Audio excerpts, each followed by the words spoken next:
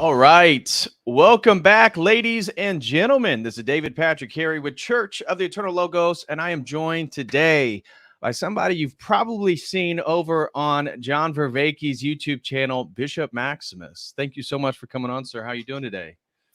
Thank you very much, Patrick. It's very good to be here.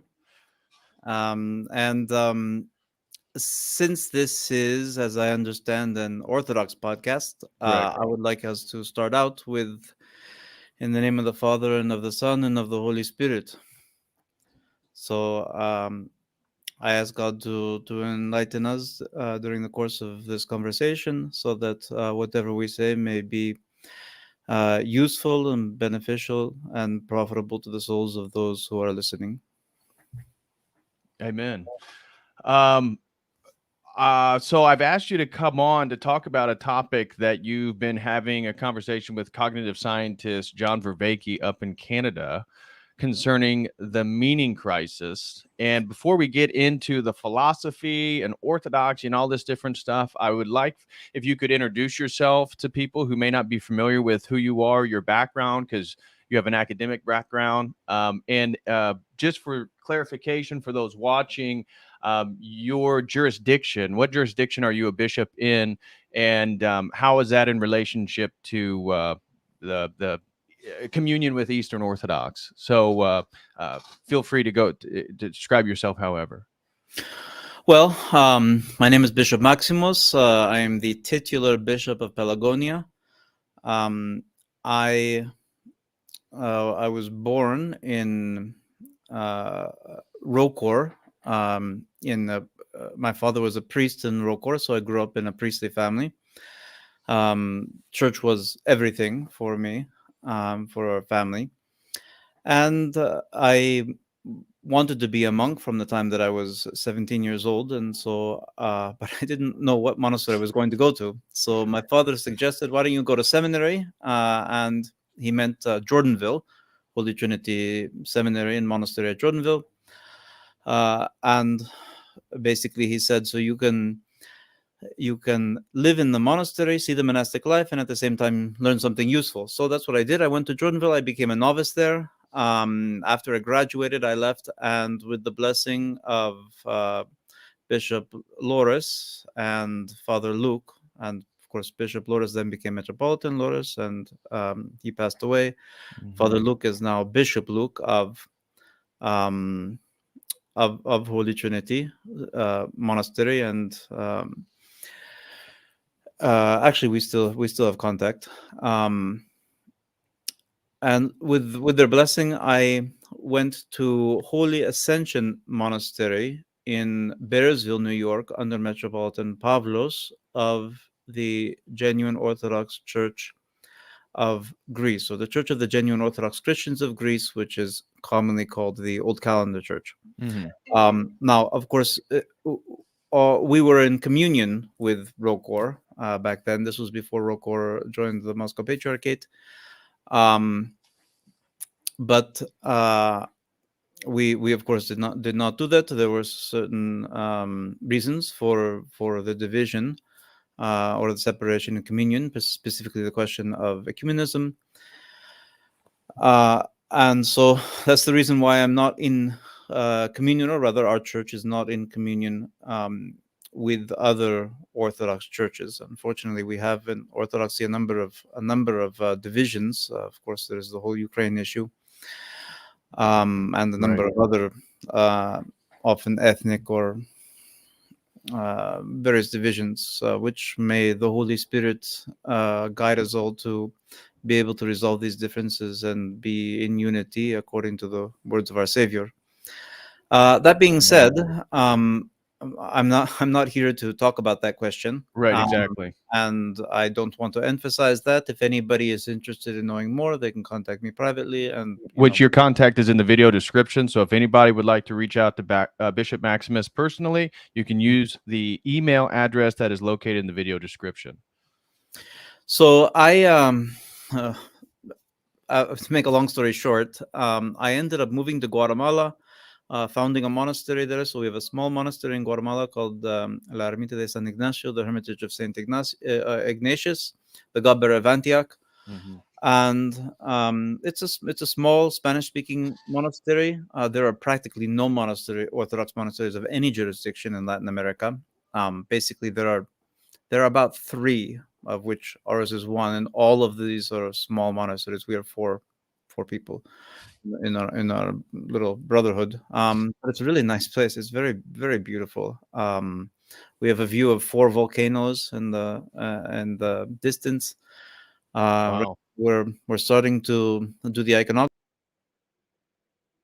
Oops. Um, I think Bishop Maximus's internet just went out. So I'm sure he'll try to be back here in just a moment. So everybody, if you're still here, smash that like while we wait for Bishop Maximus to hop back in. No worries about that. Here he is right here. There you Hello? are.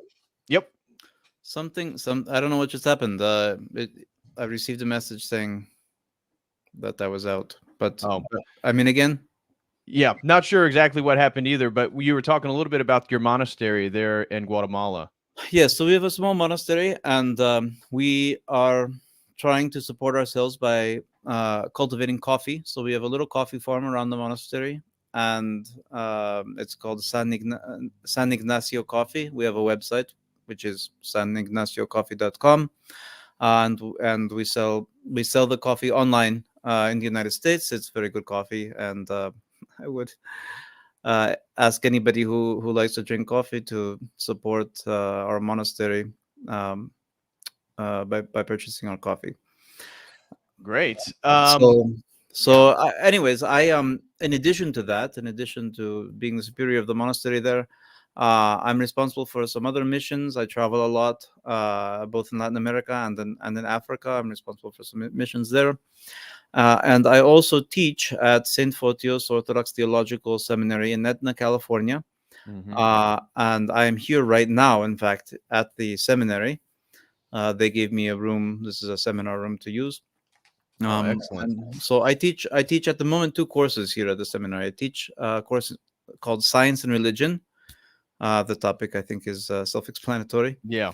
And the other course I teach is Philosophy 2, which is basically a course in how the fathers of the church received ancient Greek philosophy and how it was adapted or integrated into the expression of the Christian faith. And then also we talk about how it was accepted in a different form in the West, Mhm. starting with Augustine and then going through the scholastics. And we do a little bit pre and a little bit after. In other words, we talk a little bit about some of the background, like Philo, the Middle Platonists, and Yep. we go a little bit after up to the School of Salamanca. So those are the two courses that I'm teaching right now. I may be teaching a course soon about contemporary philosophy, but that's where we are right now.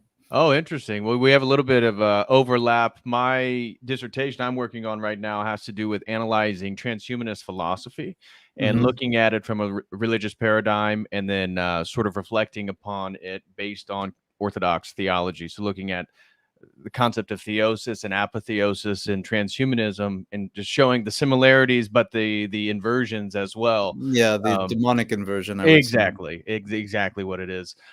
Well, that was a great introduction, and thank you so much for clarifying everything for everybody so they have a better understanding of where you're at and where you're coming from. So today's conversation, what I want us to do is dive into this conversation, this ongoing conversation. Again, you said you've been in Etna with, and even met John Vervaeke there. You guys have having an ongoing conversation that I know multiple people here in the live chat have already watched your videos over on his channel. And so you've been discussing the growing nihilism in the Western world and in what he describes as the meaning crisis. Right. And your conversation began because he was kind of approaching it as a Neoplatonic worldview, Hmm. looking at Neoplatonism as a way to sort of regain a sort of mystical understanding of meaning. And you then have highlighted how it's sort of limited based on its rational categories and has a totally different epistemology than true orthodoxy because it doesn't have the same understanding of theosis. It doesn't have the same understanding of the one and the many, for example, the monism of Neoplatonism, this total infinite emphasis on unity.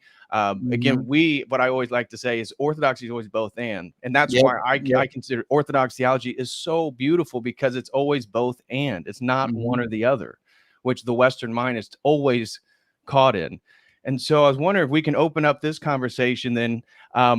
How you've been approaching, how you analyze, or how would you want to introduce this big topic on the meaning crisis and getting into Orthodox epistemology versus sort of the Western rationalistic approach?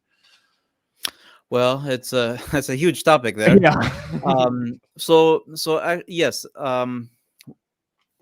John Vervaeke was here at the seminary. He spent the whole past week here, and we had some really good private conversations, and we also recorded over 9 hours of conversation between the Wow. two of us, and also with another professor, talking about some of these issues, and then also kind of extending our conversations that we had had on his channel. I think very highly of John Vervaeke. He is uh, a a brilliant scholar. He is a gentleman. He is very humble. I believe that he is a sincere individual. Um, Now, that being said, of course, his approach is very different from ours. Right.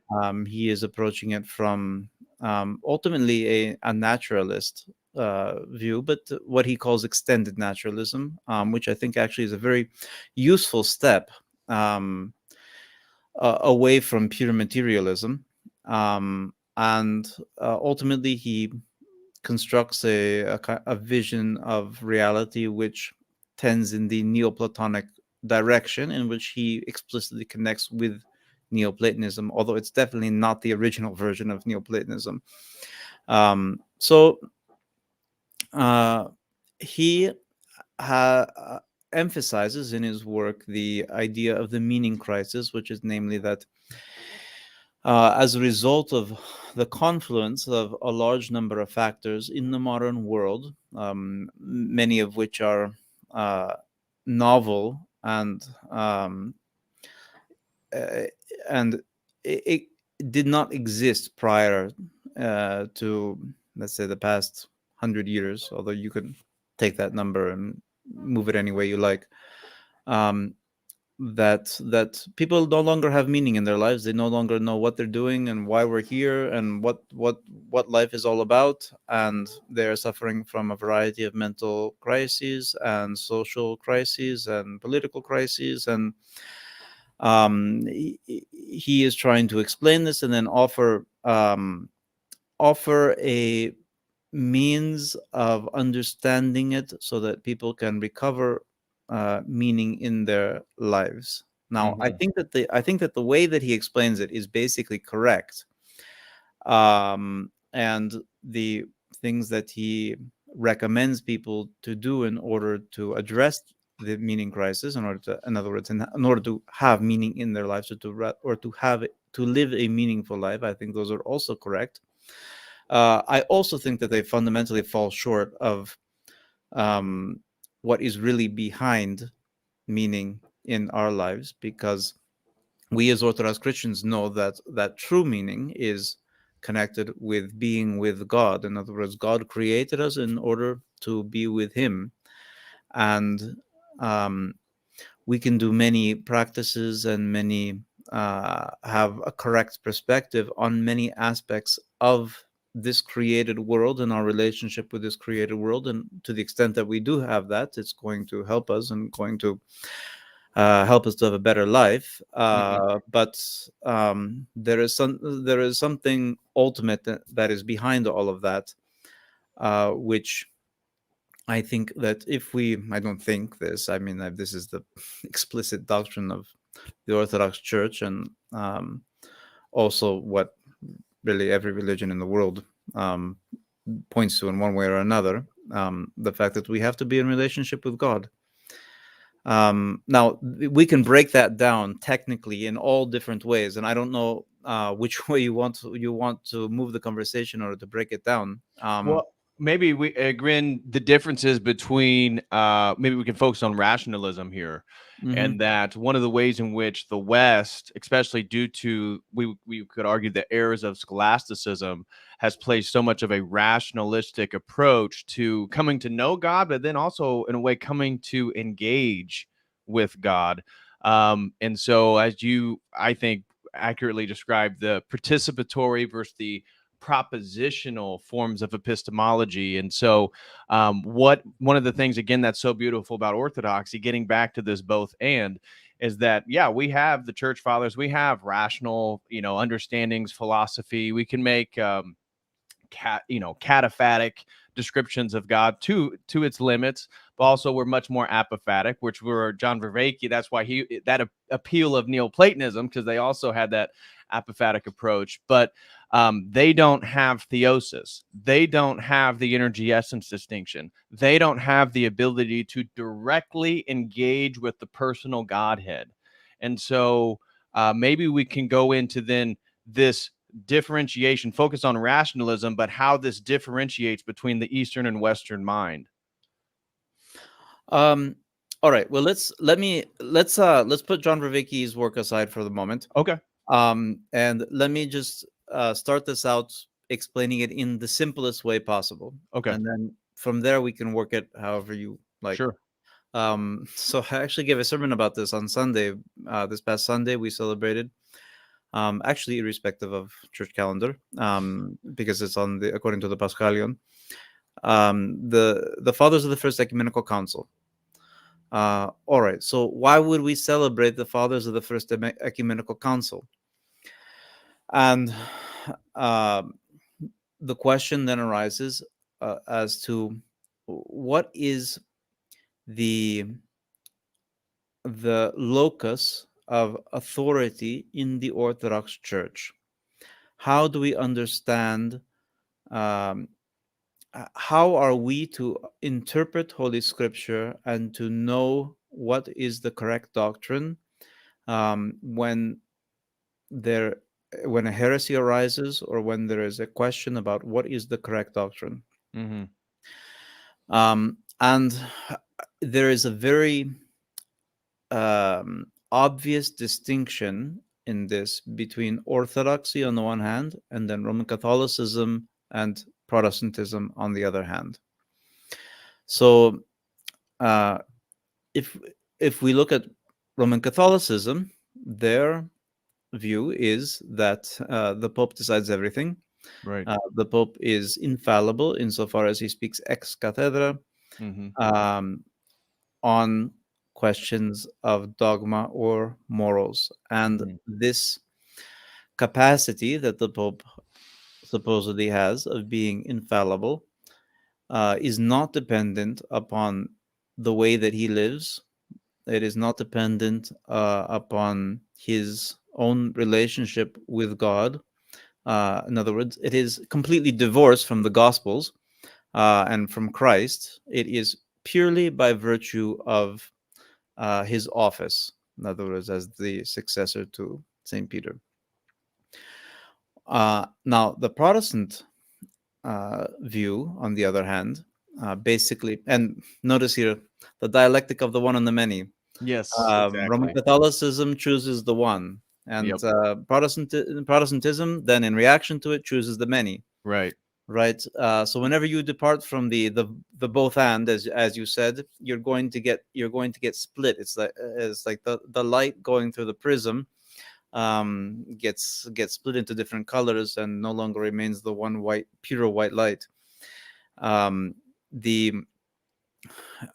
Whenever you depart from the Orthodox understanding of the unity of dualities, which is expressed through the person of Christ, in other words, in his the union of the divine nature and the human nature, whenever you are going to fall into the dialectic of oppositions, and you're going to go either in one direction or you're going to go in the other direction. And we see this throughout history. We see Arians on one hand, Sabellians on another hand. We see Nestorians on one hand, we see Monophysites on another hand. We see Roman Catholics on one hand, we see Protestants on another hand.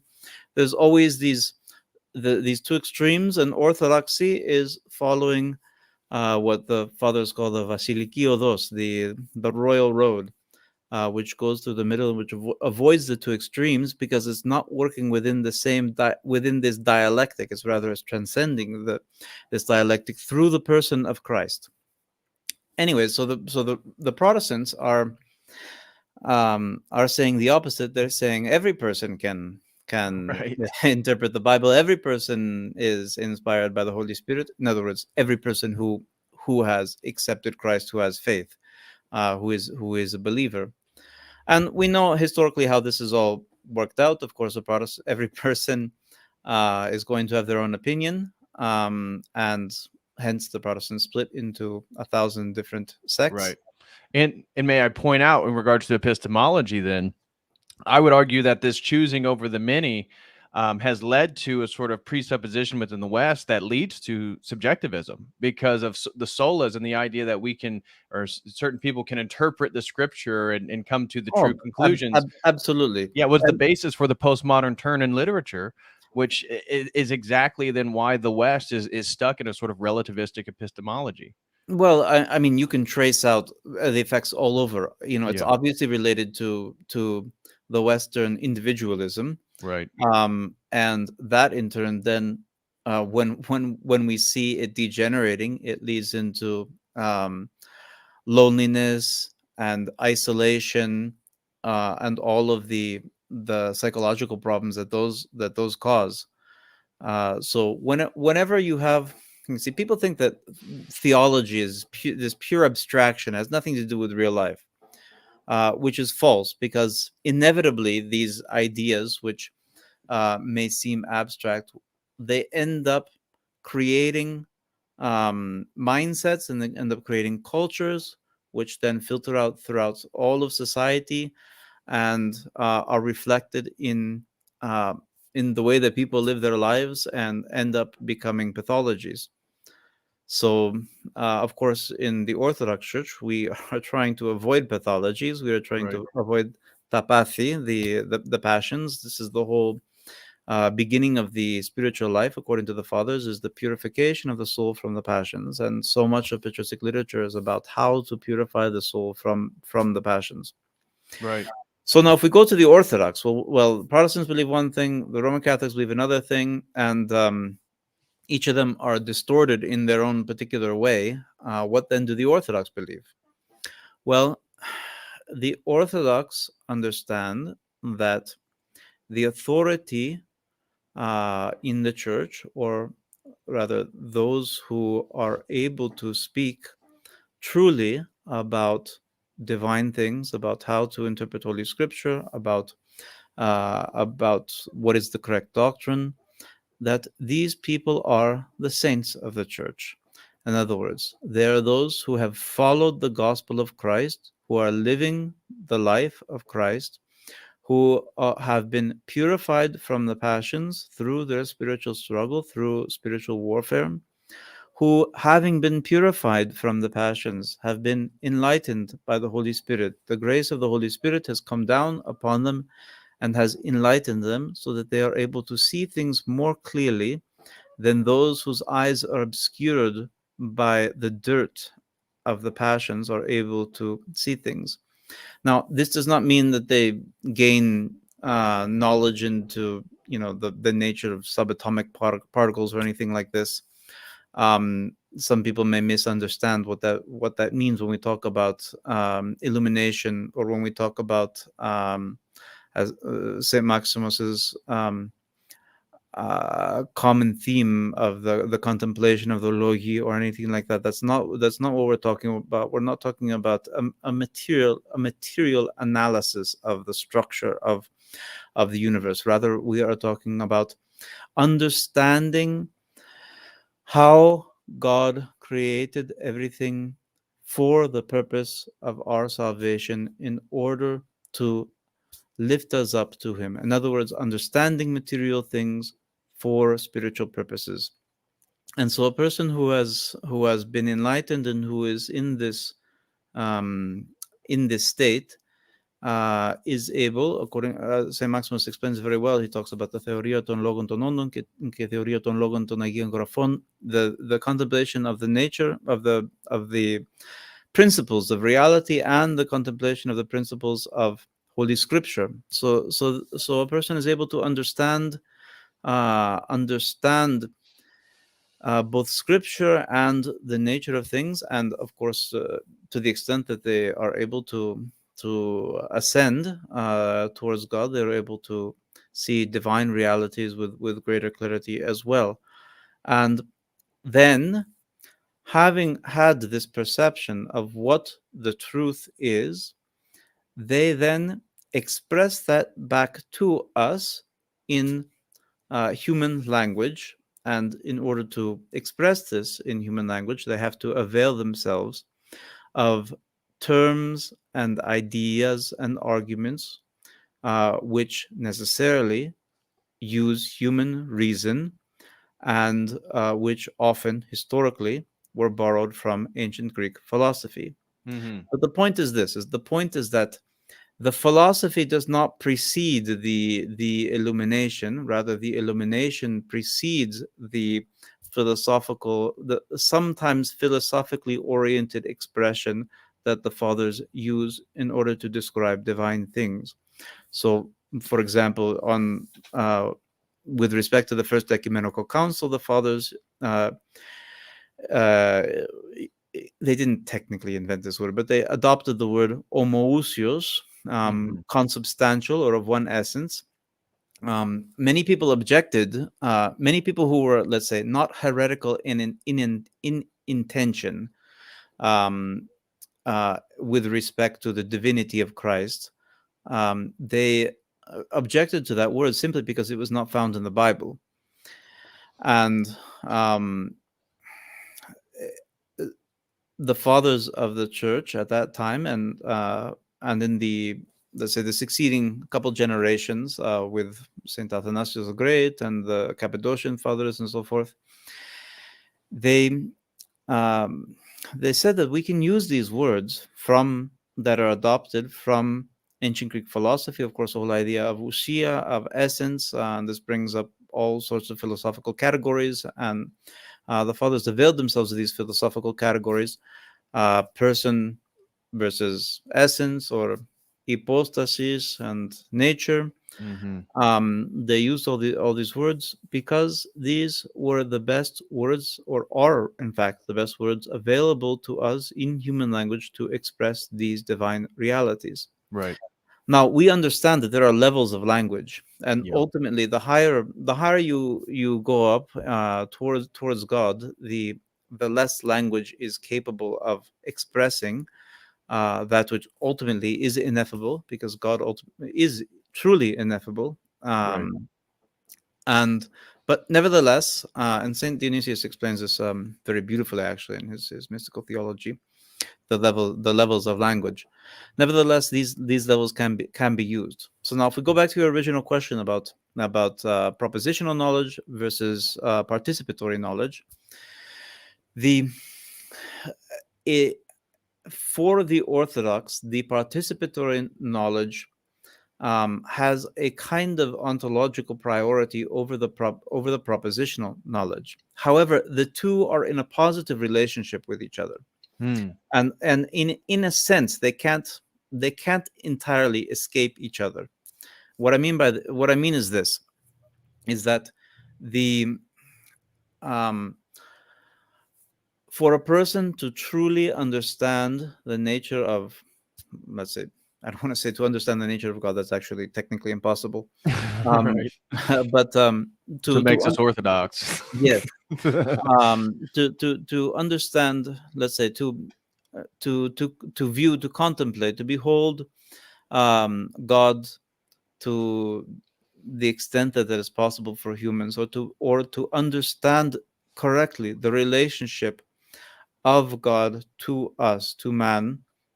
um, One has to participate in the divine life through participation in divine grace, which we can only receive if we are purified. Now, Right. sometimes God makes exceptions. God can do whatever He wants. There are many, many people who have experienced, a drop of divine grace in their life, and God gives that to us um, freely, in order to encourage us and to let us know that the spiritual life is true, that the things that we believe are true.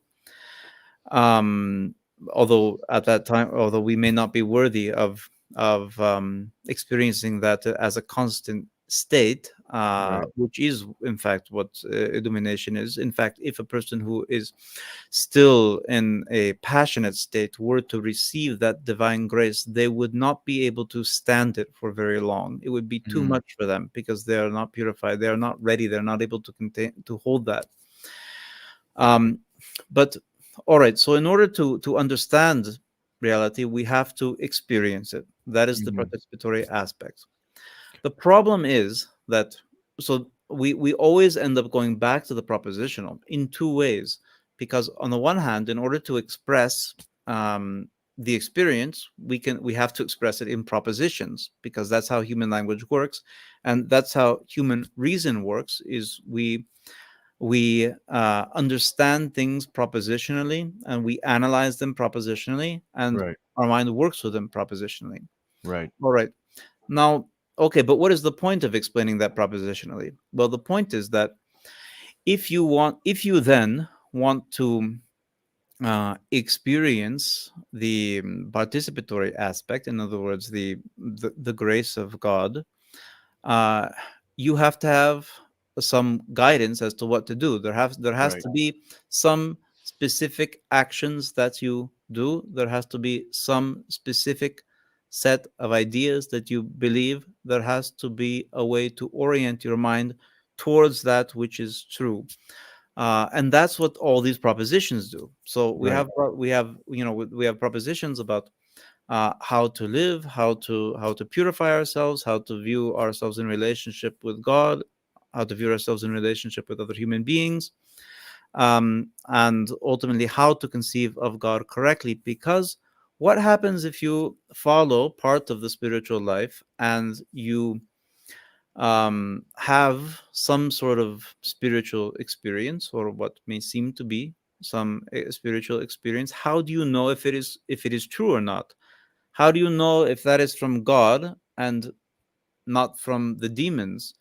Or how do you differentiate it from something which may simply be some natural psychological state? And which, incidentally, I talked a lot about that with John Vervaeke, and Hmm.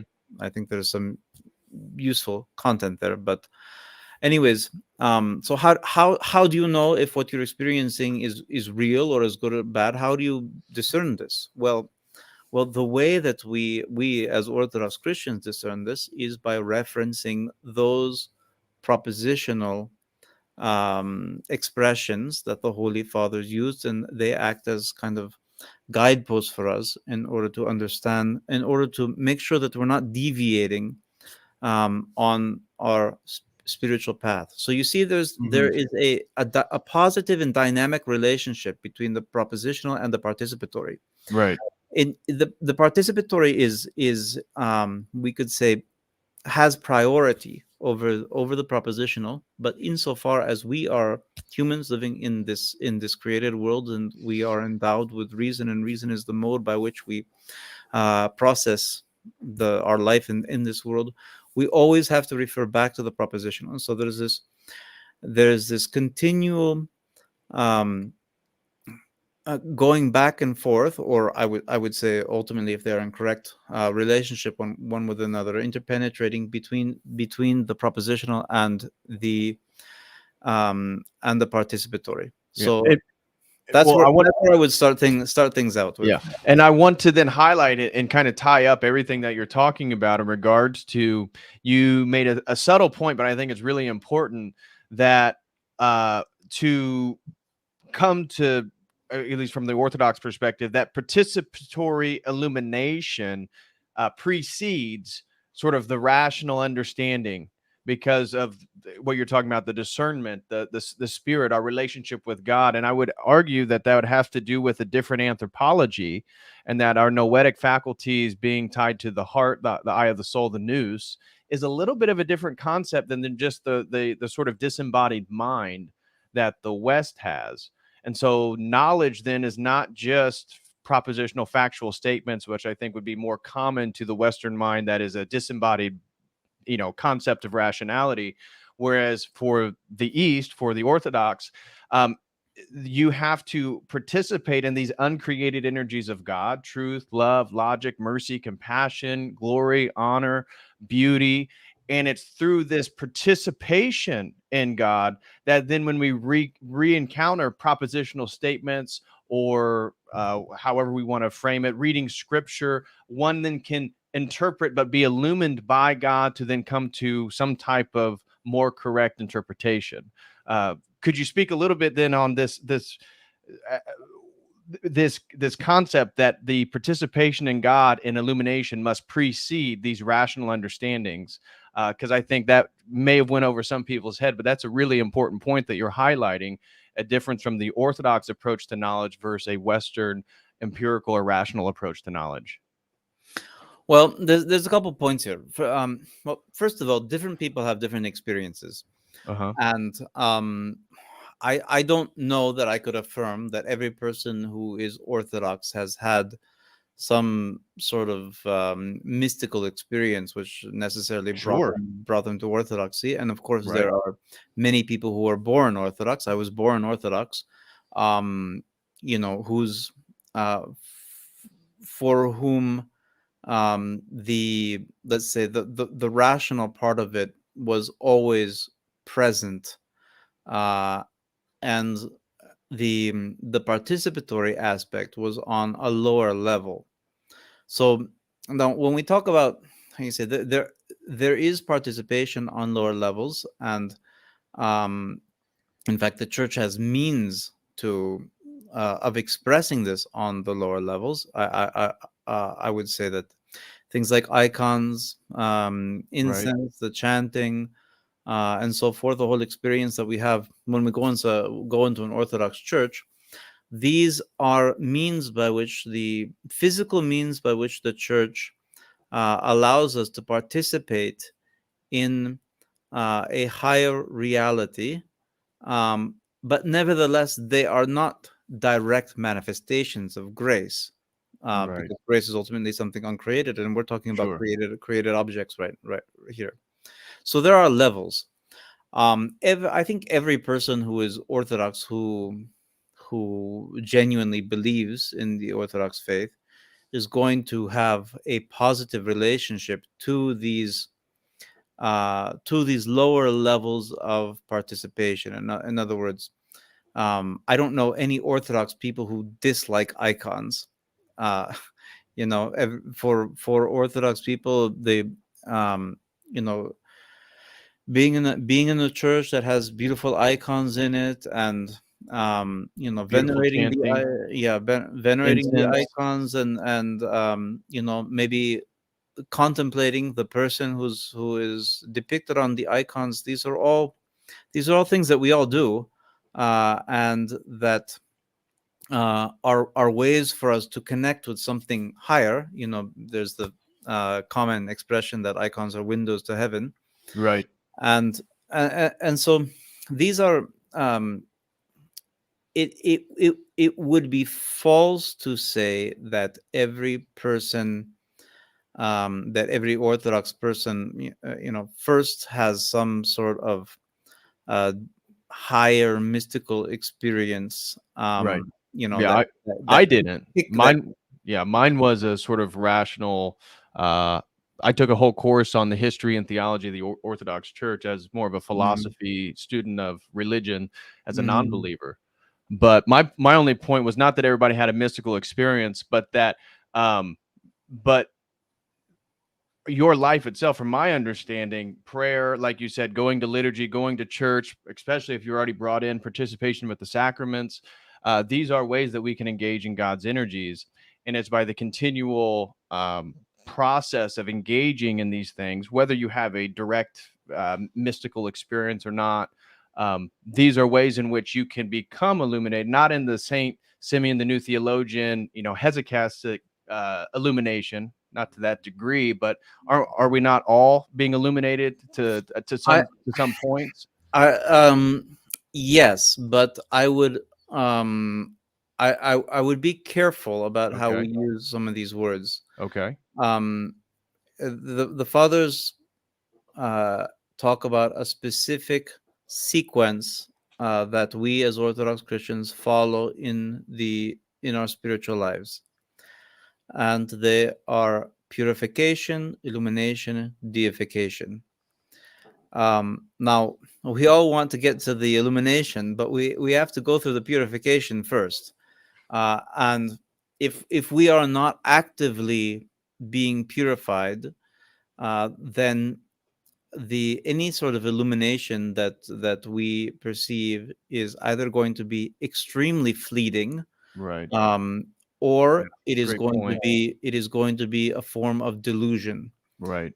Plani, we say in Greek, or realist in Russian, Yeah. Yep. spiritual delusion, which is something that the fathers warn us about quite frequently, and Hmm. which many people fall into. Right. Basically, thinking that you're on a higher state than you really are. And it's, of course, it's a temptation, and it's worse nowadays. We live in an age of instant gratification.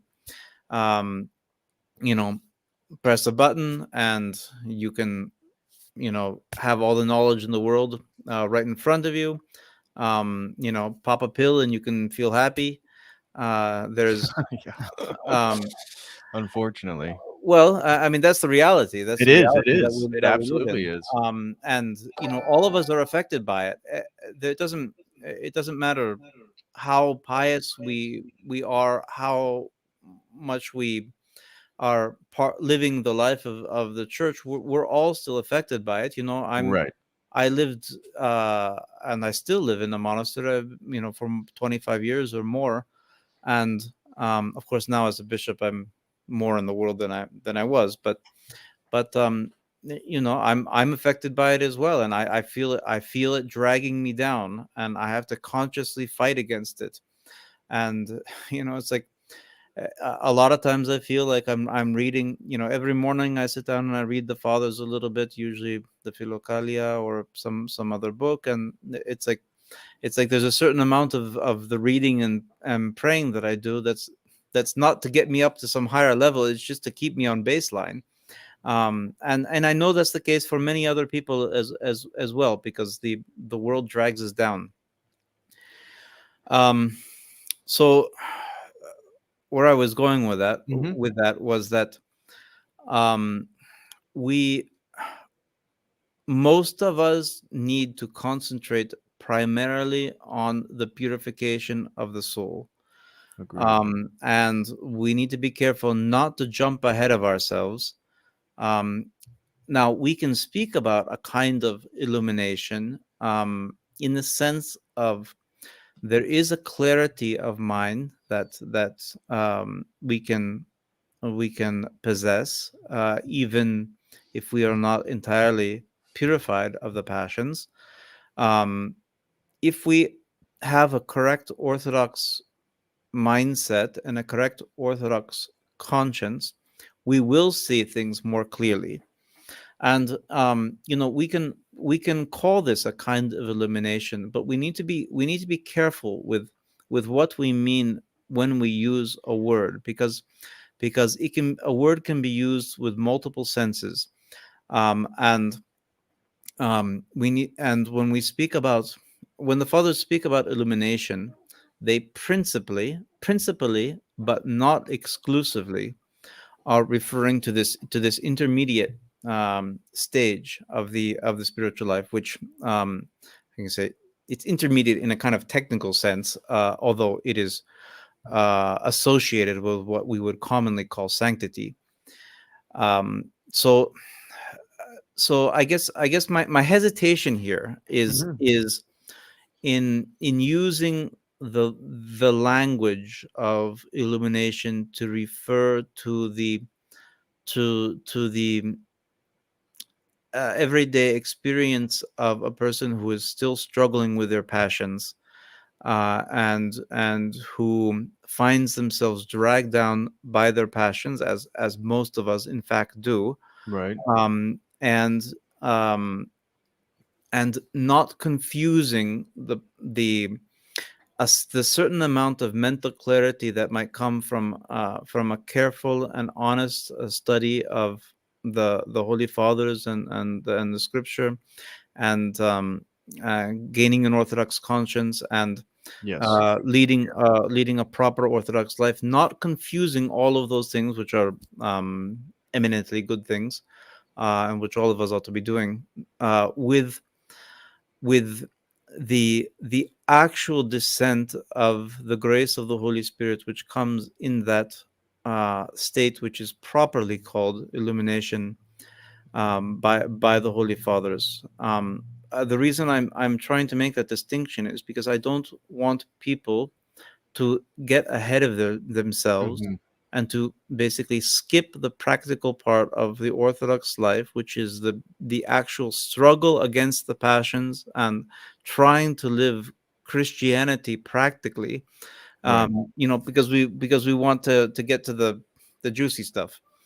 um it's a temptation. Especially Right. it's a temptation for people. I think it may be a temptation for, especially for many converts Hmm. who come to the Orthodox faith, and they've read a certain amount, and have understood the differences, many of the primary differences between Orthodoxy and Western ideas, whichever ones they may be.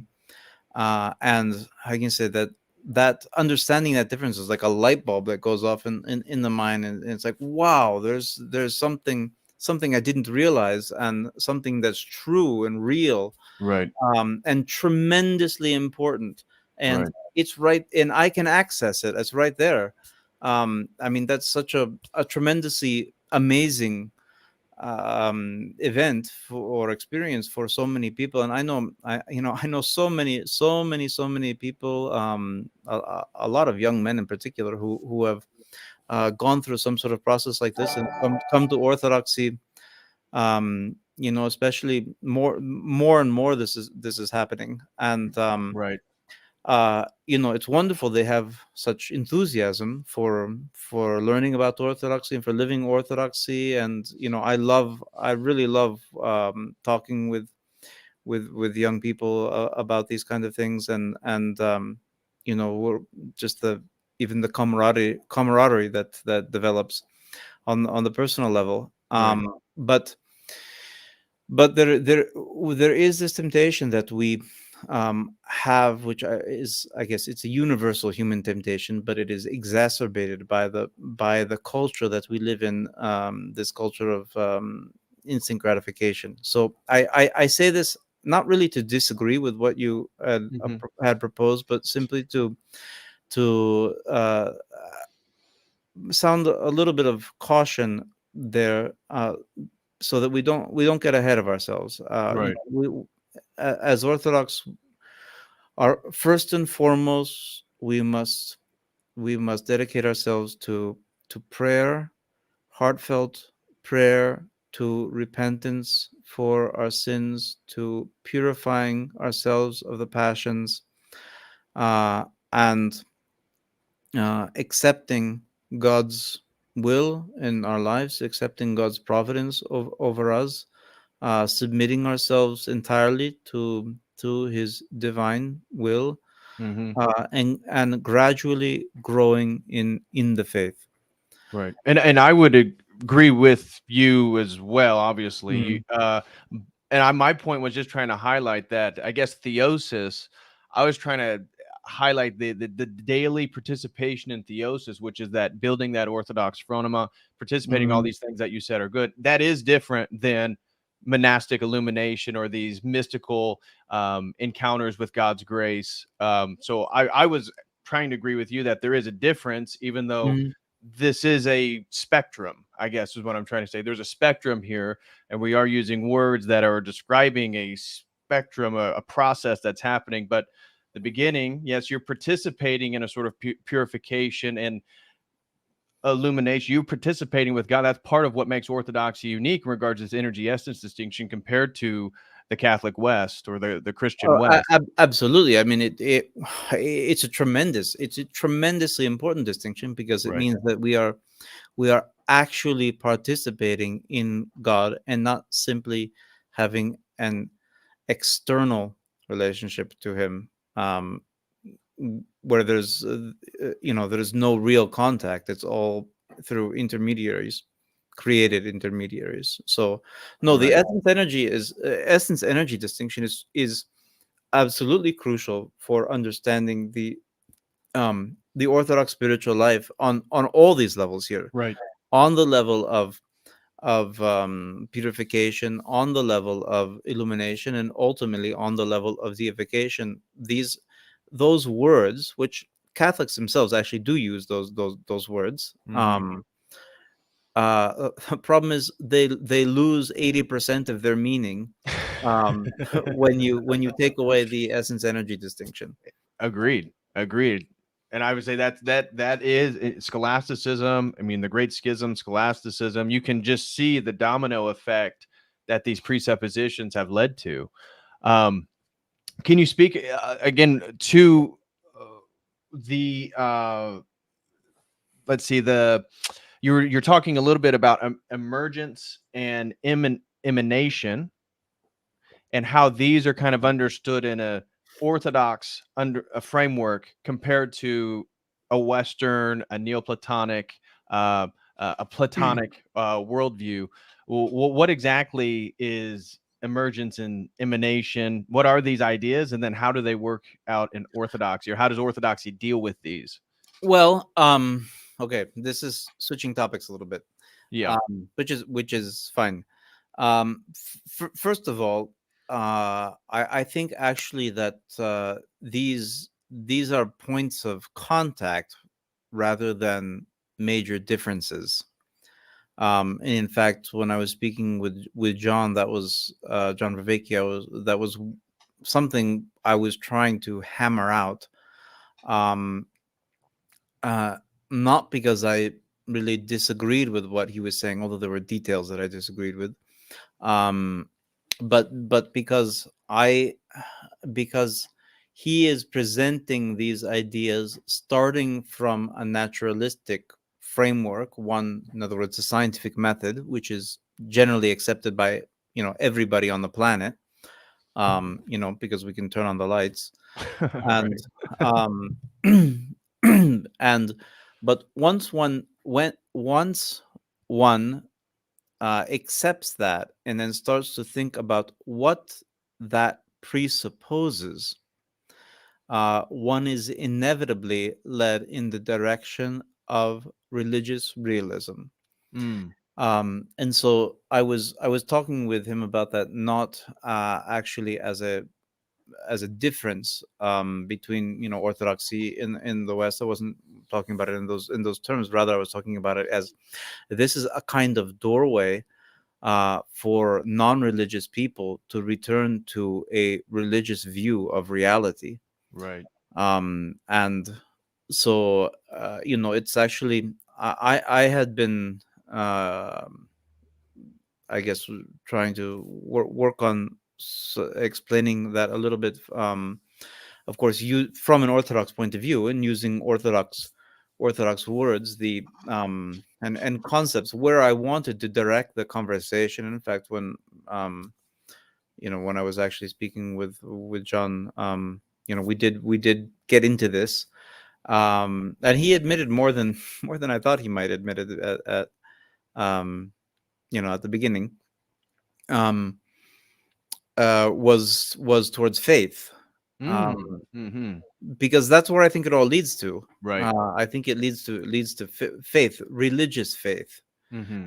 Um, so I don't know. Do you want me to unpack the series of arguments?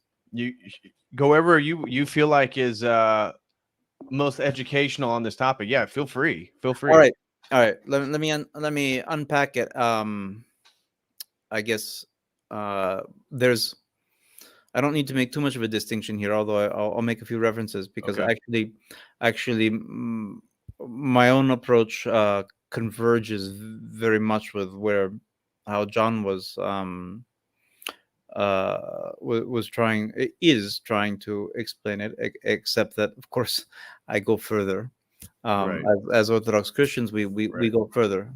But anyways, so the idea is this: everybody in the world accepts the scientific method as being a valid and excellent way to um, understand much of how the world works, and in fact to use that knowledge for our benefit. In other words, science and technology.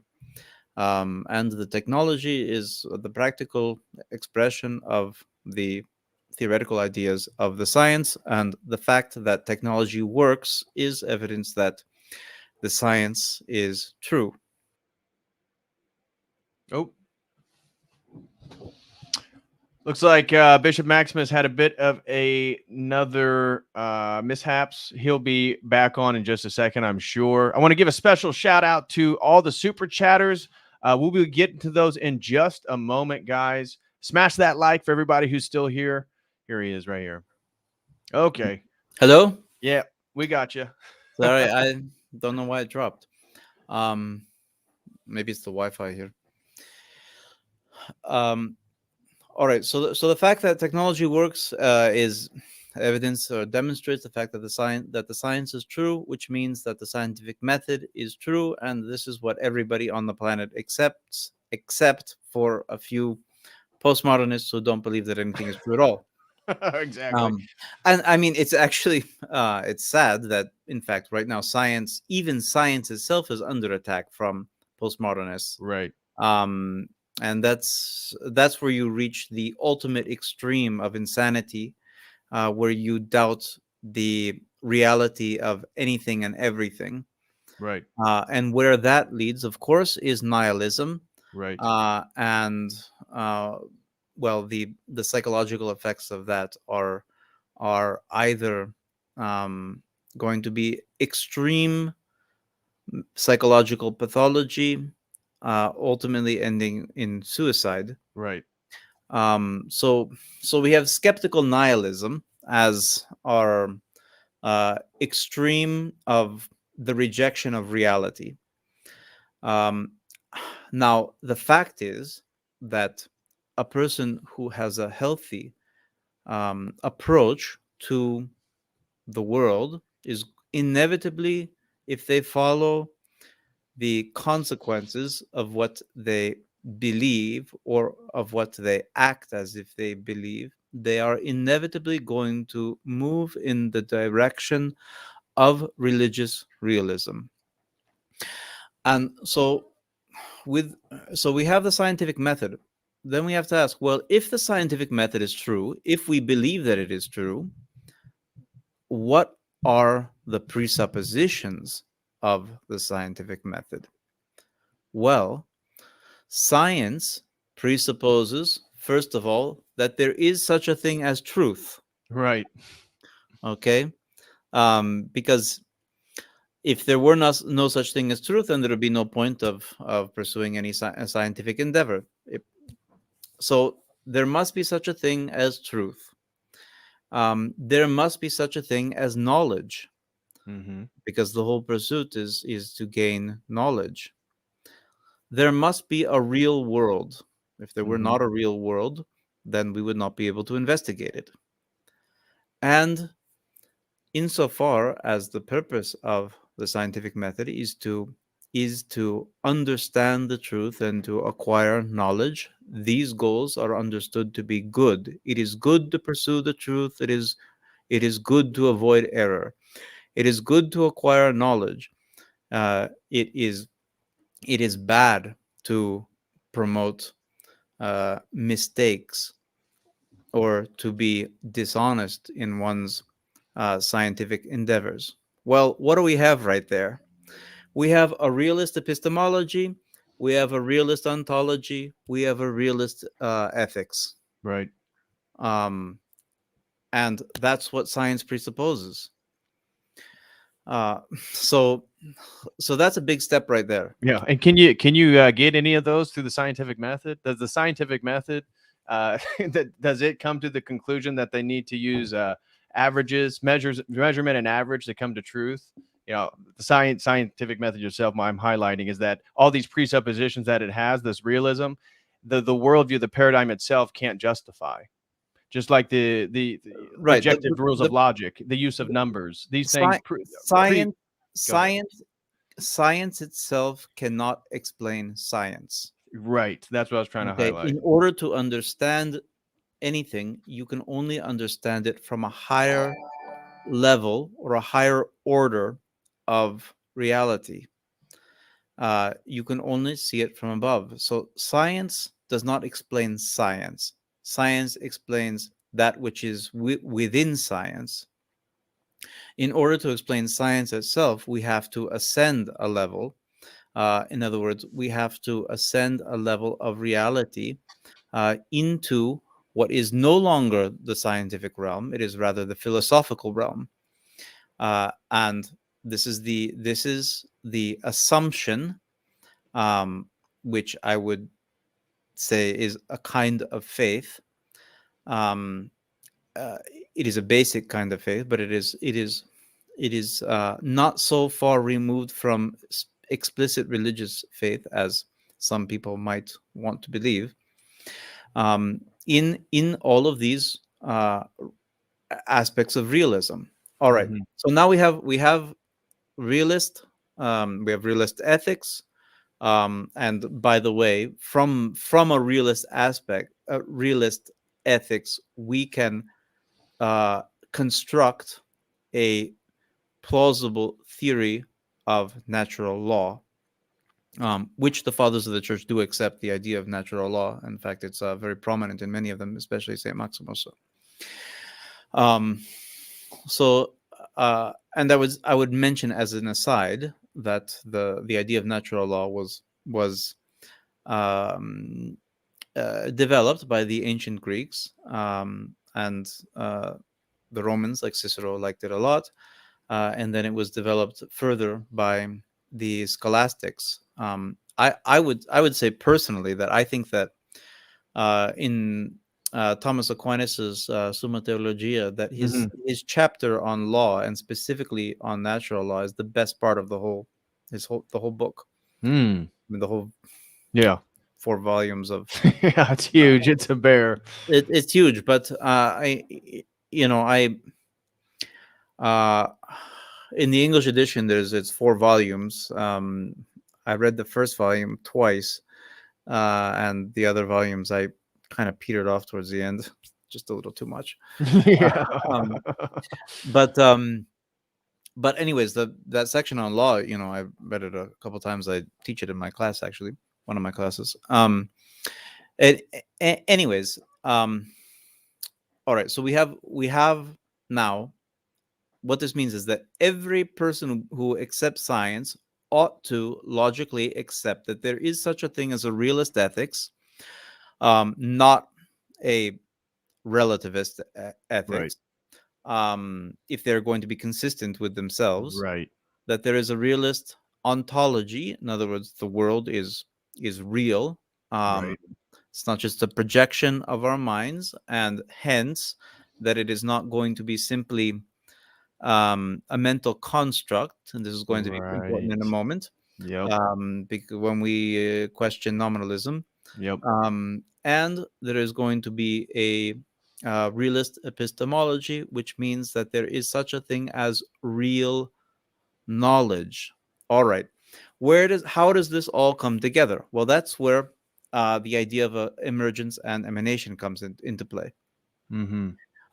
Basically, the emergence and emanation is taking this all another step, um, into the metaphysical realm by means of science, or that which is presupposed by science. Hmm. All right. So what is this idea of emergence and emanation? Um, the idea of emergence is that in the physical realm, in the material world, that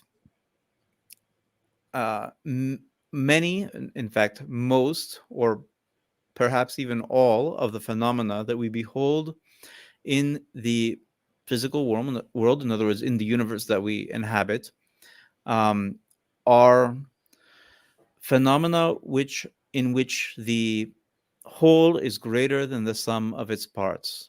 What that means is that the whole possesses properties that the parts individually do not possess. Right. Um, so basically, everything that we are capable of identifying as a discrete phenomenon, or discrete event, or discrete um, thing, material thing, uh, or anything that we can identify as a class. In other words, a a repeating pattern, Mm-hmm. that these are emergent phenomena. Right. And so that's like literally everything, Right. anything we put a name to. Uh, So, one example for people watching maybe aren't grasping, wetness would be an emergent property of water molecules. A single molecule is not considered water itself is an emergent phenomenon. right. Water Okay, itself by the okay, accumulation of so H2O. there are emergent phenomena. There are emergent phenomena, and then there are emergent properties which Right. belong to the phenomena. Wetness would be a property that belongs to To the phenomena of the water. phenomenon of water. Right. Okay, but water is H2O, Right. hydrogen and oxygen. Water does all sorts of things that hydrogen and oxygen do not do on Right. their own. I can drink a glass of water and be refreshed by it. I cannot do that with a glass of hydrogen and a glass of oxygen. No, definitely not. Right. Especially if there's a flame nearby. Yeah. So, all right. So what does this mean? What this means is that um, is that insofar as we can identify a any anything at all, really, that is composed of parts, but which is discernible as being something distinct from the parts of which it is composed. This is an emergence or an Mhm. emergent phenomenon. All right. Now, what is the emanation? By emanation here, John Bravecki, when he uses this term, which is of course Neoplatonic in Right. origin, he is not referring to um, like the descent of demigods from um, some mystical being or Right. anything like this. Um, the There are other philosophers. So, for example, philosophers in the Thomistic tradition, or let's say we could call them neo-scholastics, who use the phrase downward causation, which is essentially synonymous with emanation. They say downward causation. All right, what the idea is this, is that, and there's nothing mystical going on here, Right. at least not on this level. What it is that the using the example of water, um, water does all sorts of things that hydrogen and oxygen independently do not do. Mhm. Water, therefore, has causal power. Okay, this is a key idea here. Water has causal power.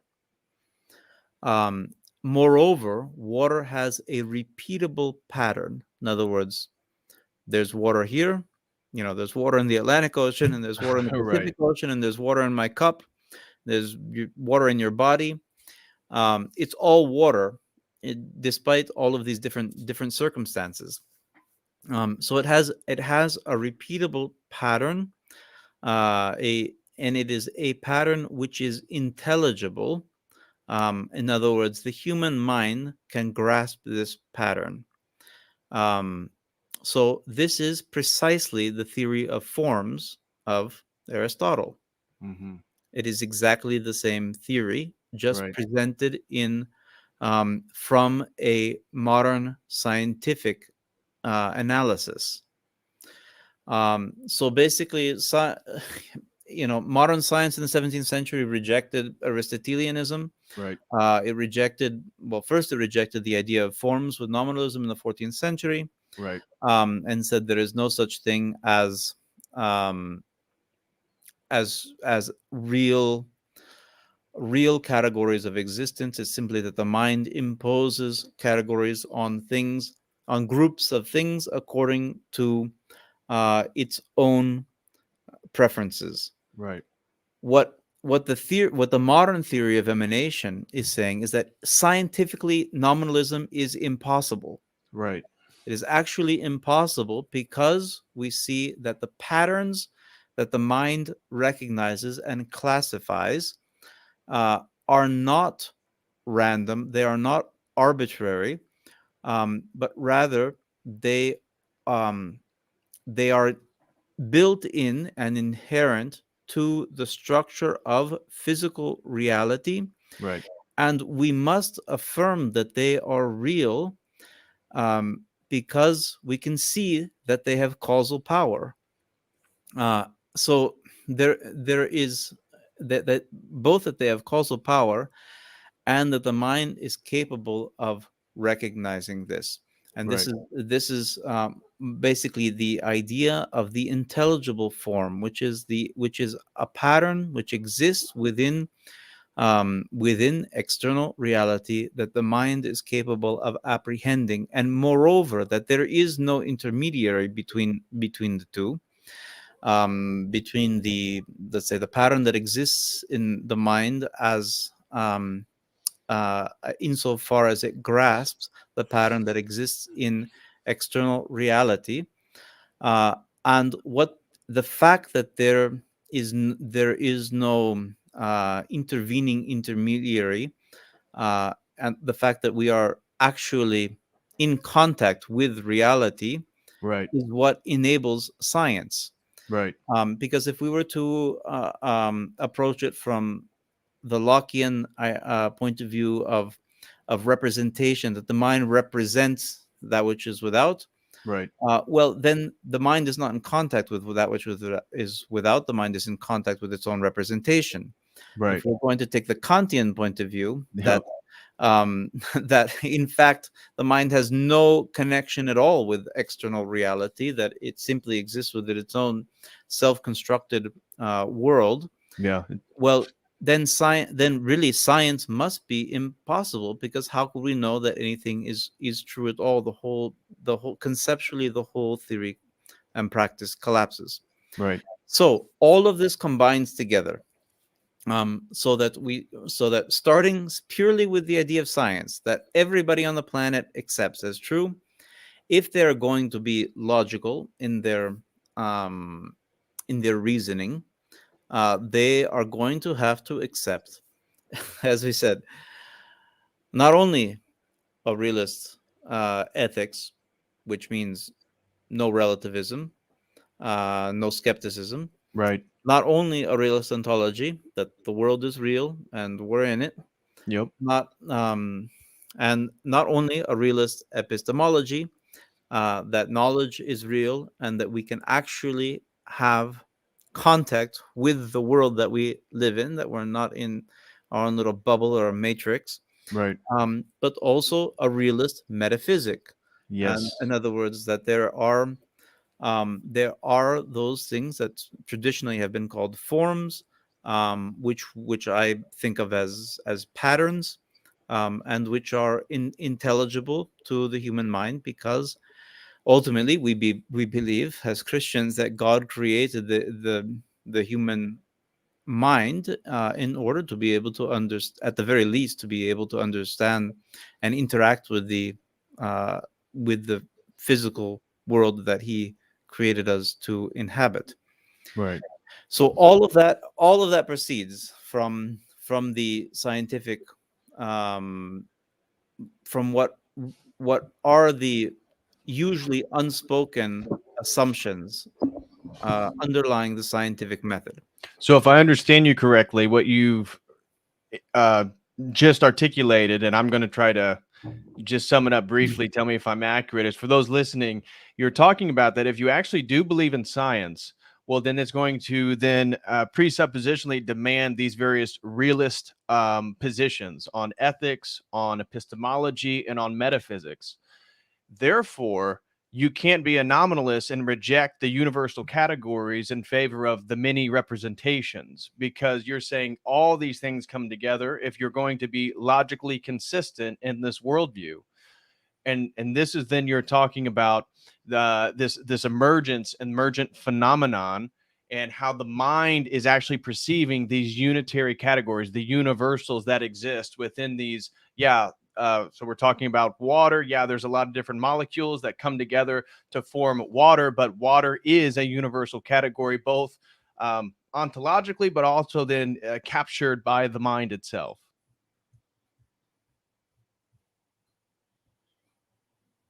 Hello, can you hear me? You just went out. Your sound went off for a second. Oh, can you? What was the last thing you heard?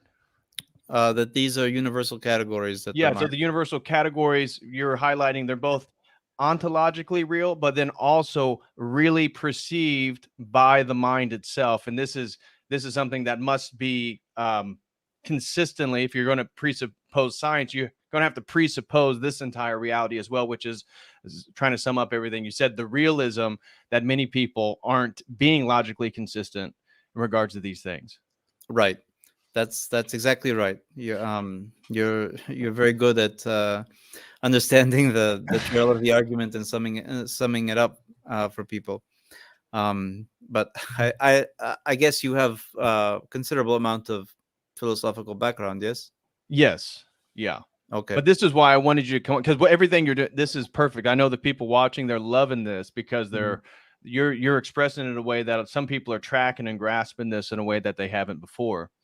So, do So, you want to continue on? Because I think when we clarified here, you were still in the middle of something. well, Go ahead. what I want to do, the Yeah, next go step ahead. to this Yeah. is the religious aspect. Yes. So, and that comes in a couple of different ways. Um, so the first part is with faith, and I would argue that, um, in fact, I did argue this with John Raveki a couple days ago, um, that the acceptance of all of these categories, all of these realities, ultimately is a kind of faith. And Mm, it's a kind of faith in the sense that, first of all, everything that I just explained, it actually can't be proven rationally. right. It can't be proven rationally because the reason belongs to the realm of science. And these are all assumptions which are outside of the realm of science and which are outside, at least to a certain extent, the capacity of human reason. In other words, we cannot actually prove that any of these things are true because they are the assumptions that we use to prove everything else. Right. Um, in other words, there we, in other words, being every sane human being, we believe all sorts of things that I just described Mm-hmm. that um, cannot be proven by the use of human reason, but which nevertheless we accept to be as true, or at least we act in our lives as if they are true, Mm-hmm. or at the very least, um, we expect others to act as if they are true, um, and and yet they cannot be rationally demonstrated because they are the assumptions upon which reason itself lies. Right. What that means is that, first of all, that there must be some reality which is beyond human reason. There is some category which precedes human reason, Right. and that category is faith. Right. We accept these ideas on faith, and by faith I do not mean simply the irrational belief in something stupid. Rather, I mean the belief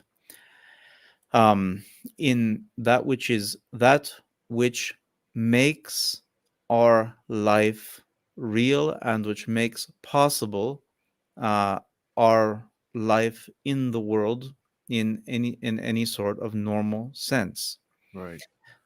So now we can distinguish here, and I think it's useful to make this distinction between belief and faith. And we can define belief as assent to a proposition.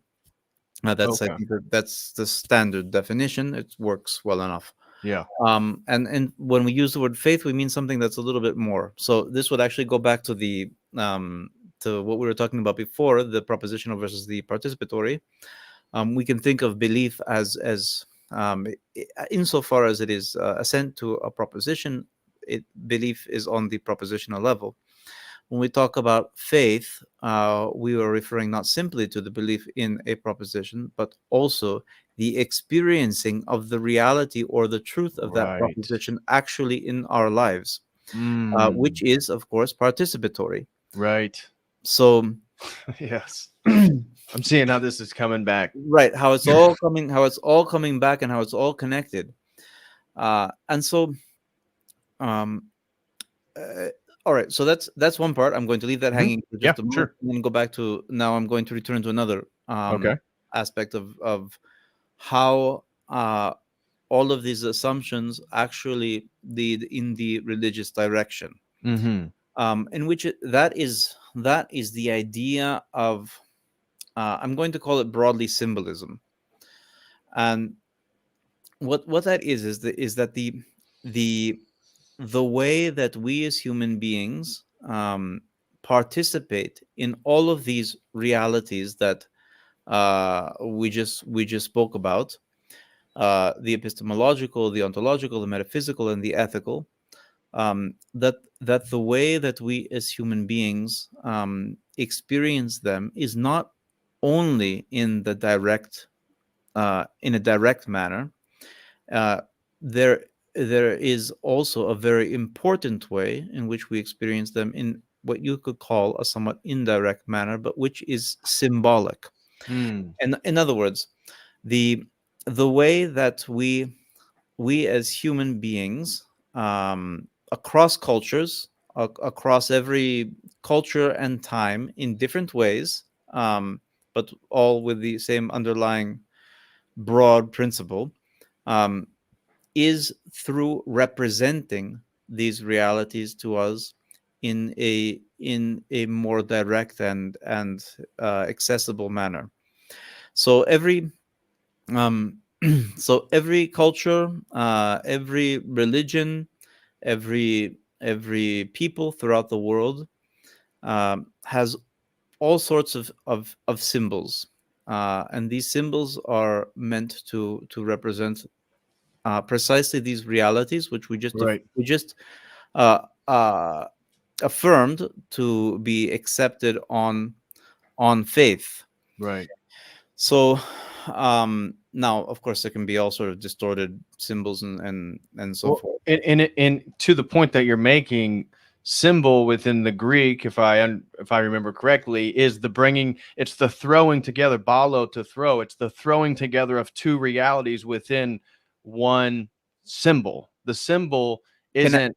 Go connect. ahead. The Yes. symbol connects. Yeah, The, it isn't like a fiction as people think. Oh, a symbol is something sort of abstract and like maybe not attached to reality, but that's not how it was historically understood, or at least philosophically. It's actually something that is connecting, tying together, throwing together two realities so that they can be better understood. not only better understood, better experienced, Ah, yes. actually experienced. So, some philosophers make the distinction between symbol and sign. And although people use words in different ways, one of the ways that people make this distinction that you just made is by talking about a symbol, which is from the Greek "symvalo," to literally to throw together, or to connect, um, i- i- as a connection which has some sort of obvious realism to it, whereas a Hmm. sign Hmm. is an arbitrary means of Oh, representing something great. else. Yeah, that's a So, huge, for huge example, point. a classic example of a sign is the alphabet. Okay, there's no intrinsic connection between, this sign A and Right. the sound ah. Right. You can represent it in all sorts of other ways, and it doesn't make any difference. That's what some philosophers would define as a sign. However, a symbol is where the connection is more inherent, and by which, if you access the symbol, you participate, not on the highest levels, but you participate in some way in that reality. And so, I guess where I'm going is that when people believe that the world we live in is real, as most sane people believe. Yeah, Um, growing number who are insane, but yes, I yes, agree. yeah, I know, but well, Yeah, right, right, right. traditionally, people believed that not only is the world real, but our knowledge of the world is real, and that our relationships between other people are real, and they are expressing this through all sorts of uh, behaviors. You could call them, if you like to use this type of terminology, meta behaviors, Mm-hmm. um, that that are all really religious in nature. Um, whether it's the use of music. Of course, music is extremely powerful, Mm-hmm. but any music that is not random in character, in other words, that's not noise. And I've heard some modern atonal music, which is indistinguishable from noise to my ear. Right. It's I've just heard that as horrifying. well. Yeah, I mean, it's like, for me, it's the closest thing to hell that I can Right. think of. In you know, Total and chaos. it is. Acoustical chaos. It's just demonic. But everything, music, art, architecture, um, Aesthetics. aesthetics, poetry, rhetoric, Mm-hmm. even clothing, uh, the all of these, almost everything of what we identify as culture, especially in the traditional sense of culture, are both means of representing reality on uh, a a more immediate level that we can connect to, and which are inevitably going to be religious in nature. Mm.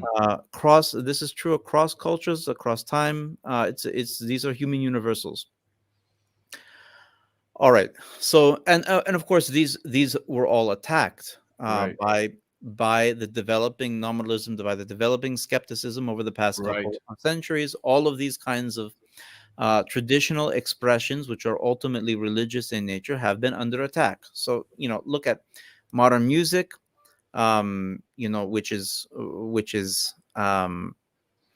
it is less representational of the harmonies of reality, um, compared to traditional forms of music.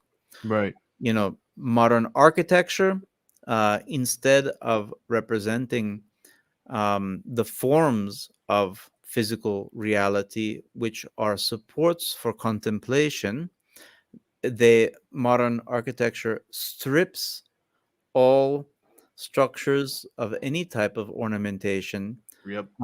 and simply presents, first they presented just block ideas, Yeah. the idea of functionalism and so forth, and then they got so far as to deliberately express in their architecture the meaninglessness that they perceive to be the world to be. And so you have these just absolutely bizarre um, constructions that are totally unlivable. You know, it's like here in Guatemala. This is just mind-boggling to me, and horribly frustrating. There, there's a very large American embassy, um, and it's built in this brutalist style. It's just this block of concrete, this gigantic cube. That's what it is, of bare concrete. All right, it's as ugly as anything. All right. Well, the American government decided, for whatever reason, that they needed to build another embassy. Um, so I don't know if it's just because so many Guatemalans want to come to the United States, or whatever their reasons are. So they bought another property, in a different place, in Guatemala City, and they're almost finished, with the new embassy. Well, I was hoping that they would build something a little bit nicer. But what did they do? They built an even bigger cube, uh, and then they put some random other cubes in, in some random, facing in random directions. And what is that expressing? Uh, what is the idea behind this particular set of patterns that they are constructing there? It is certainly not anything that is connected with reality. Right. They are expressing something which is, I believe, very dark. And then don't get me started on modern art. Um, Yeah. so all right, so all of these things, this is culture. This is everything that makes everything apart from direct personal relationships, between you and me, or between my direct interaction with the natural environment, me walking on grass in the Right. forest. Everything that is beyond that, in other words, everything that humans construct, um, is that as an expression of culture. All of these are symbolic in nature, and traditionally they are ultimately religious in Yeah. nature. Yeah, I would totally agree with that. Absolutely agree with that. And one of the things when we were going back and forth, I mentioned I was in Thessaloniki. It was my first time to Greece, and was able to go venerate Saint Demetrius, Saint Gregory Palamas. Was able to. I Mhm. was with my fiance, so we did the cruise of Mount Athos. Obviously, she can't go on Mount Athos, Mhm. but I was with a gentleman who he is Greek, and he's a devout Orthodox Christian. He's also a PhD, so a very very smart guy, and he's kind of watched this growth. You're talking about the rise in young men joining the Orthodox Church, the Western Mhm. converts, and how while I was in Greece, he was lamenting on the younger, especially the millennials, but most specifically the Gen Z Greeks, Mhm. in a way, just totally being divorced from the history. So I, I, as I, a I saw it. Westerner, I saw it in Greece. I've been to Greece many, many times. I've spent a lot of time in Greece, and I noticed actually two things going on with the young people. I noticed a general distancing from the church, a secularization of Greek society, which was very, very sad, really sad. Because traditionally Greek society was very religious, and the religion was, very public. You get on a bus and you see icons all over the front of the bus, and you would go to the old airport, and there were icons everywhere. And now they built a new airport. What is it, Eleftherios Venizelos Airport, and of course he was not the most pious Orthodox Christian. Um, and it's just totally sterile. It's a physically a nicer facility, but it's completely sterile. right? It's lifeless. And like I remember I went there. I went there. I was actually for my consecration to the episcopacy, which was 4 years ago. And it was during the Paschal season. It was it was I was consecrated on Bright Saturday, actually. Mm, And so I was there doing a few things, and when I went to the airport, I said, I went up to the counter, and I said Christos Anesti to the lady there, and she just gave me this blank stare. And she said, how can I help you, sir? Um, which is it was sad. It was really sad to me, because Greece not used to not be like that. right. But on the other hand, you do see in Greece, a lot of young people in the churches, like a lot of young men joining choirs, Byzantine chant, and really getting together and being really enthusiastic about Byzantine chant and about Orthodoxy, and trying, learning about the traditions of the church, and visiting monasteries. And so you do see some of that. Hmm. Um, anyways, But one that's of the things that we were mentioning is that in the West, we're seeing this insurgence of young people due to what you're highlighting with the aesthetics of the atrocity of the U.S. embassy there in Guatemala. The young people, the nihilism, again coming back full circle for our conversation, the Mhm. meaningless crisis, the meaning crisis, but really the meaninglessness in the Western world is where all these young people are going on their own theotic journey and eventually coming to the conclusion, oh, I grew up Protestant, or I grew up, non-religious or whatever. But then now they're becoming Orthodox Christians. And because we don't have Orthodoxy in the culture, in the soil. When I was in Greece, I'm kind of already an academic ahead. So reading my way to Orthodoxy wasn't totally uncommon. And unfortunately, a lot of Westerners, that's what we're doing. We're sort of obsessively reading our way into the church, where in Greece, it's everywhere. It's the churches are on every block. The history, I Yeah, mean, it's yeah. in Orthodoxy is in the soil. And so it was so interesting having the conversation with my friend Charzanis that in the West, we're seeing every priest I have on in the US, every single priest has said that they have some of the largest catechism classes they've ever had right Hmm. now. And so I pray that Orthodoxy and that the young people of Greece kind of see what they have, because I was there, and Yeah. me and my fiance, we were astonished by the beauty, the churches, the history. Getting able to, again, St. Gregory Palamas was huge for my intellectual journey into Hmm. Orthodoxy, and be able to venerate his body. Just it was And, incredible and spiritual and experience. and by the way, it's not just in the U.S. Like I was in Brazil last year, uh, and um, I was with a whole group of young people that had gone through precisely the same mental and spiritual process that you just described. Uh, it was exactly the same. Hmm. What, and we sat down together. We had great conversations, and they were all very interested and they wanted to learn. So it's the phenomenon that you're describing is not just in the United States or Canada. It's throughout the West, I believe. Right. Yeah, I think you're right. Um, to If I can Go make ahead, go one ahead. comment that I Yep, go noticed. ahead, go ahead. Uh, this actually became, how can I say, it it it it struck me while I was in Brazil, although it may be the case elsewhere as well, that how can you say, the larger number of young people that were converting were young men who had often gone through this kind of thought process, that's you've described and many other people have described. Um, but there was also young women there, and um, in talking with the young women, because we sat down, I heard confessions and so forth.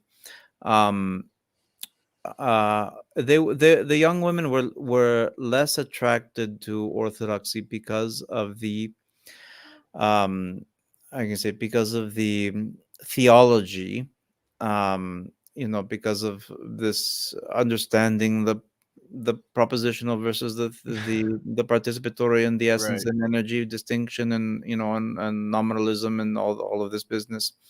And they were, although I can say it wasn't that they were totally disinterested in that either. right, But their focus was actually more the idea that, um, in Orthodoxy they could have a good family, and they could find a good husband who actually believed in and had values, and who was going to treat them well, and who was going to be a good father, and that they were going to be united together as a family, and that they were going to have spiritual values, and go to church together, and so forth.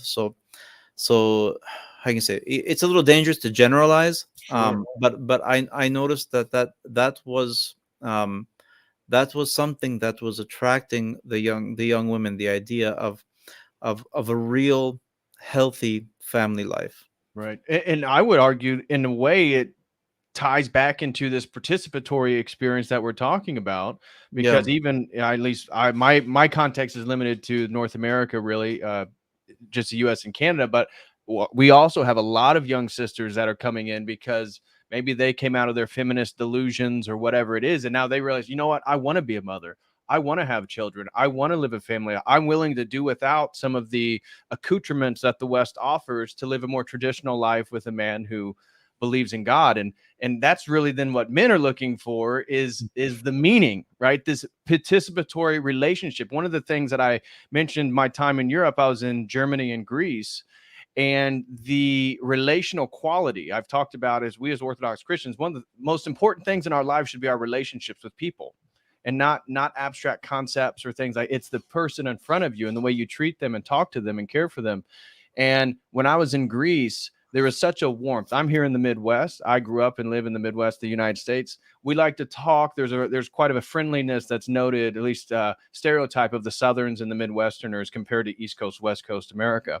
And when I was in Greece, it felt almost, again, they were speaking Greek. I couldn't understand what they're saying, but it felt like at home, being around people that, every time I got something, they wanted to give me more. It wasn't about this transaction, right? Oh, you're going to buy this pastry. Well, then I give you one for one. Oh, you're from the US. Oh, you're Orthodox. Well, let me give you this. Let me give you this. And Yeah. and it was such this caring, this relationship oriented spirit that I felt in Greece, that when I was in Germany, definitely didn't feel that. Nobody Right. wants you to ask how they're doing. Nobody wants to talk Right. to you. Nobody cares. Yeah, and the hospitality. Yes. It was the best experience I ever had was the hospitality I had from all the Greek people that I met Yeah. in Thessaloniki and Orianopolis. Mm-hmm. It was incredible. But I would say that privileging, that presuppositional privileging of relations, whether they're conscious of it or not, it's embedded within the Greek culture, but it's so orthodox, and it gets back to this epistemic relationship that we're talking about with God, this participation over the propositional. Right. And it's more human. Yes. It's more human. And people seem to forget that we are humans. And the world that we live in is increasingly less human friendly. That's that antichrist spirit. I mean, it is. That is the spirit of the Antichrist, really. I mean, regardless of any sort of apocalyptic questions or anything, Right, right. that is the spirit of the Antichrist. The world that we are living in, partly because of um, the pursuing of just instant gratification, regardless of future consequences, and partly because of the undermining of the meaning of life, because we've been completely detached from it through all of these noxious uh, philosophical theories that have penetrated culture, starting with nominalism and just working its way out from there over the centuries. We are living in an increasingly inhuman world, a world that is not friendly to people being people. Right. And but a traditional Christian life is both allows people both to be humans in the natural and productive and happy way ultimately, and it also opens us up to the possibility of a closer relationship with God, and advancing in the spiritual life. So it's like there's these two totally opposite visions of the world. Right. One is this idea of living in accordance with the the reality that God created, and either having a family, a loving family, or for those who are called to live in a monastery, and both striving to come closer to God, and also appreciating the creation that God gave us, and trying to express our relationship in a positive way, symbolically, through the creation of beauty, Yes.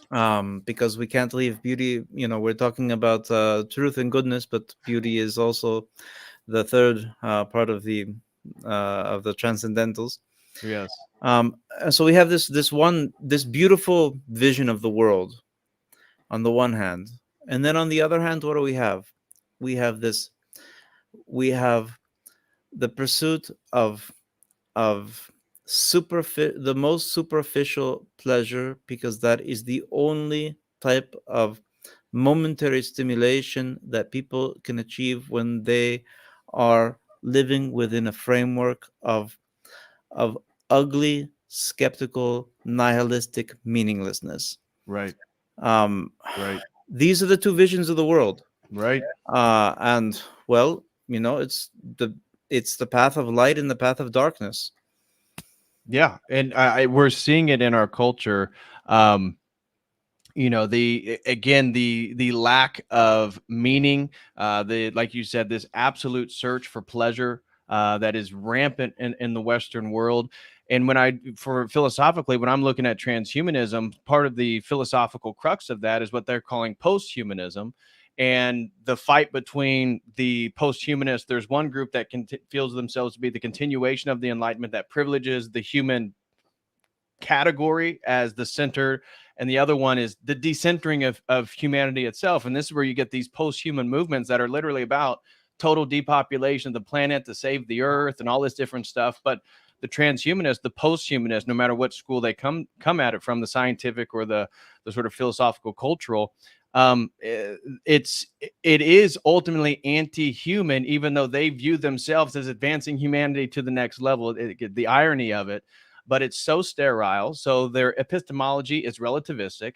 So Yep. we're trying to be lured into this post-human future when they're explicit. Their transhumanism is very proud about their advocacy and their agency behind the transgender movement, because this is human freedom, because the ability to a step redefine. in that whole direction.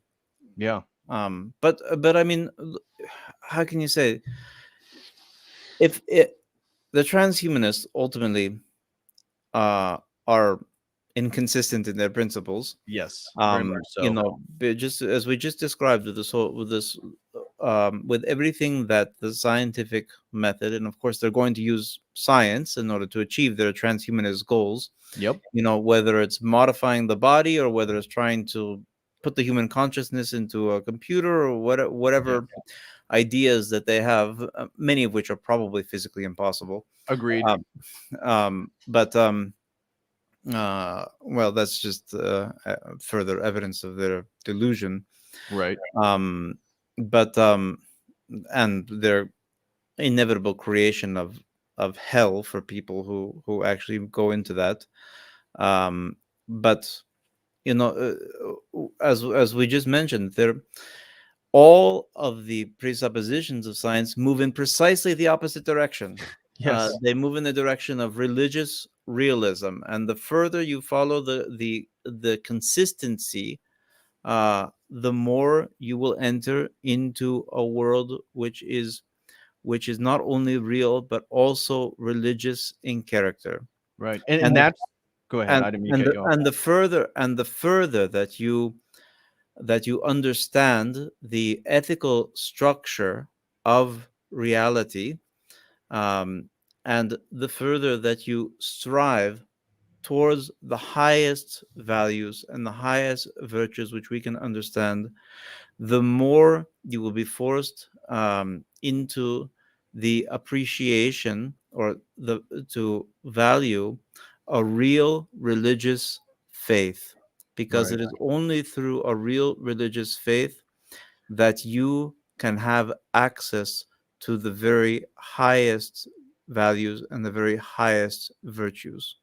Yes, and that religious faith, exactly what you're pointing to, returns us back to that participatory experience with God. And this is, as I would totally agree with you, this is the absence of the meaning within the Western world. Um, these utilitarianism or whatever philosophical concepts that have been tried to be developed to deal with um, the fallout of epistemology and metaphysics.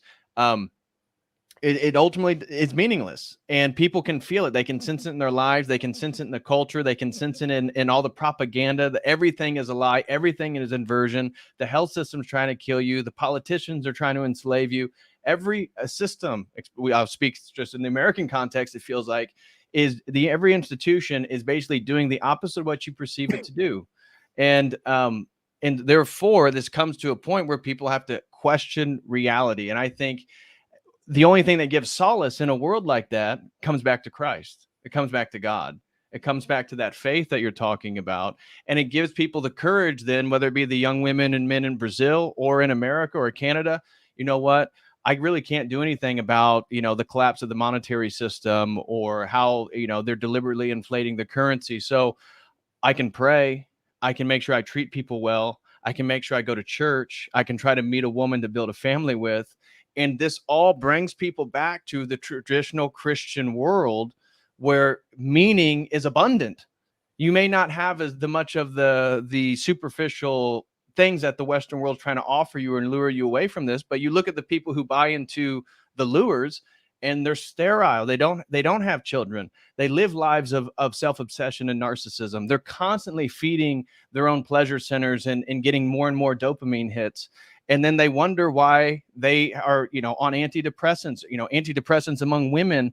There was recently a JP Morgan article that I was citing in a stream that highlights by 2030, 50% of all birthing aged women, so women between let's say 18 to 40, are going to be childless and single and living on their own. Half. No culture in history has had that. We're pretty close to that already. Yeah, it was like 43% already. Yeah. No, that's the direction. As I said, when you move in that direction, it is ultimately nihilistic. And when it is nihilistic, by definition, that means the extinction of humanity. Yep. And that's what people are doing. They are extinguishing themselves and they are extinguishing the human race. And unfortunately, they're trying to extinguish us with them.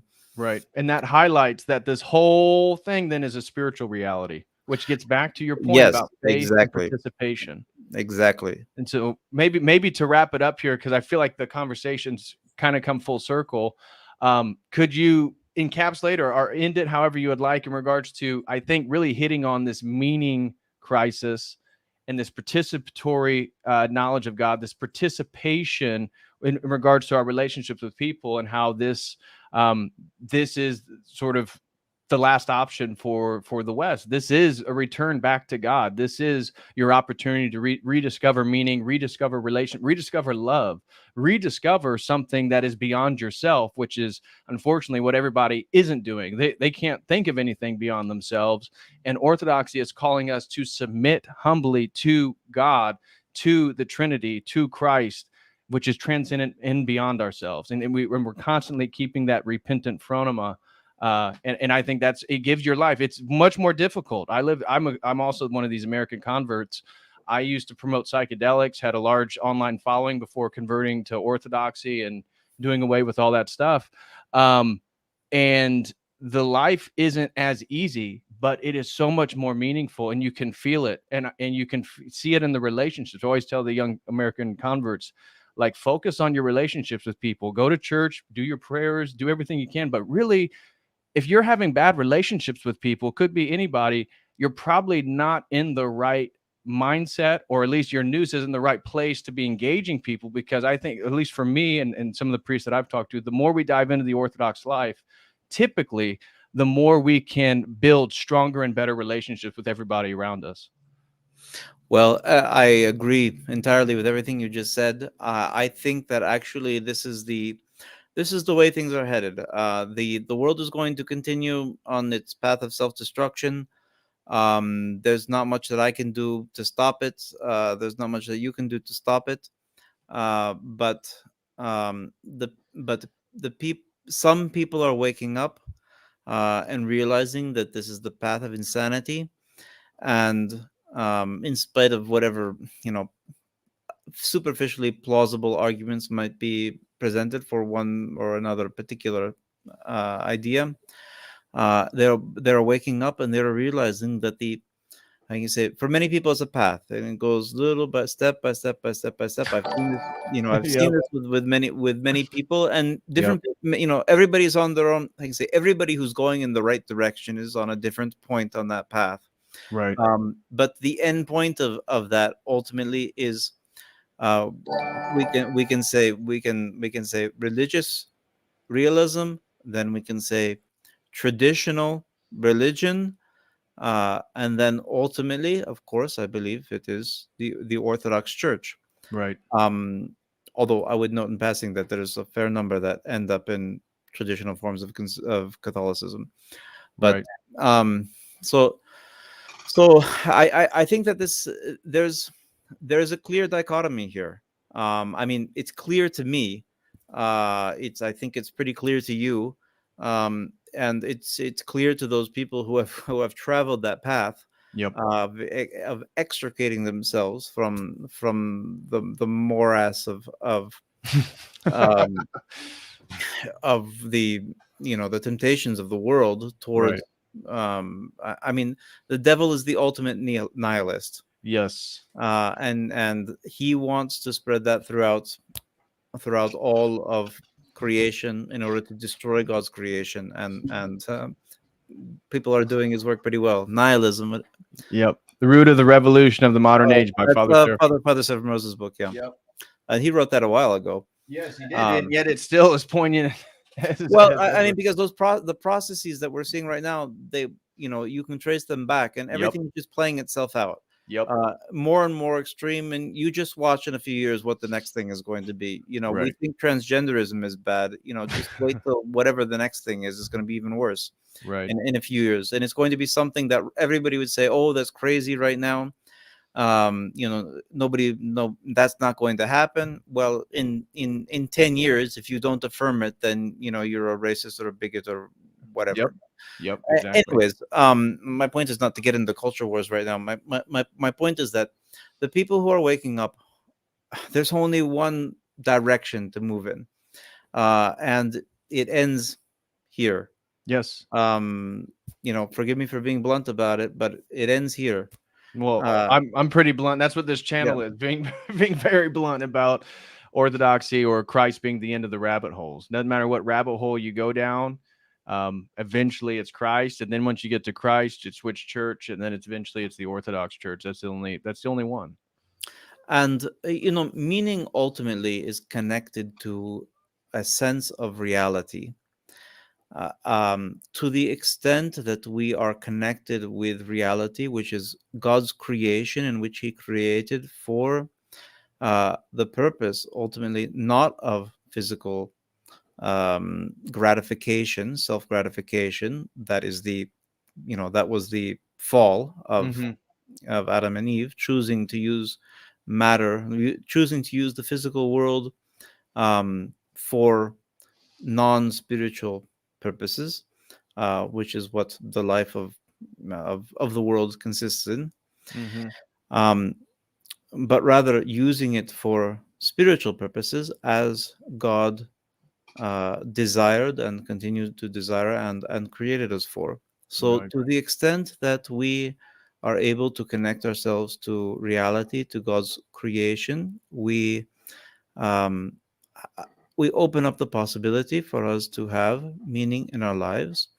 And then, to the extent that we realize that there is something behind all of reality, there is something that underlies all of reality, and which we can understand simply from the fact that we accept that reality really is, just as we just traced out through that whole sequence of the underlying realist Mm-hmm. assumptions of the scientific method. To the extent that we are able to follow that in the direction of its underlying origin, which is, of Yep. course, God, Yep. and then to the extent to which we can unite ourselves to the source and origin, the fount of all reality, by means of following the gospel of Christ and purifying ourselves and following the tradition of the church. To that extent, we open ourselves up to the possibility of having true and ultimate meaning in our lives, and Right. that, of course, is the purpose for which God created us. That is why we are here. That is why, if we live a proper Orthodox life, we will find true meaning, and we will ultimately be living the life that God intended for us.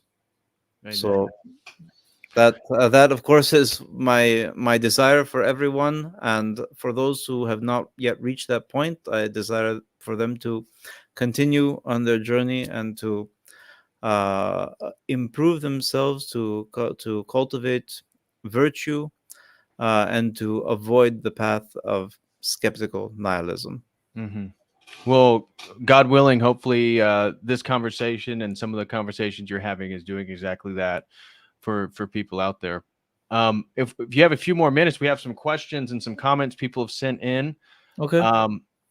First one comes from Santi's World, says, really enjoyed your Yo Elliott stream. God bless. Well, thank you very much, Santi. I do appreciate that. Next one comes from our Orthodox boomer grandmother. She throws in 1999 and says, can you please post Bishop Maximus's email? Thanks. Yeah, it is in the video description. I can post it in the live chat here. This is Bishop Maximus's email. If you would like to reach out to him and contact him, you may use that email there, and that is now in the live chat. So thank you so much, Orthodox boomer grandmother, for your support. I saw Orthodox boomer grandma commenting on a bunch of videos. So God bless you, Orthodox boomer grandma. She is a staple in our community, that's for sure. Okay. So shout out to Alexandra. I have a beautiful icon of St. Patrick of Ireland that her and her husband sent me. And so love you, Alexandria. God bless you and the family. Next one came from Young Old Boy, threw in $2.20 Canadian, and says, Vervanky pipeline led me to Jordan Peterson, which led me to Jonathan Paggio, which led me to COTEL and Jay Dyer. So I'm COTEL, Church of the Eternal Logos, and then Jay Dyer doing Orthodox Apologetics. So it is interesting. I also, Jordan Peterson, I got into Paggio before I eventually converted 4 years ago. So it is an interesting pipeline nonetheless. Hopefully there's a lot of people who have gone down that pipeline. Yes, it's a real pipeline. I did a whole thing on the Jordan Peterson phenomenon and how many people have become Christian, not Orthodox, but many Orthodox people can point to 2016, 17, 18 being really pivotal years where they came out of their secular haze and started asking real fundamental questions about the world and coming to the conclusion that God has to be real. Which God, which religion, Christianity, and then moving in there. We pray that Jordan Peterson can eventually be brought into the faith, God willing. We hope that could be a possibility, and I'm sure that would bring so many more young men into the church. But Jonathan Paggio was on here before I went to Greece, so 3 or 4 weeks ago, and he was a great guy, a fun guy to really have a conversation with as well.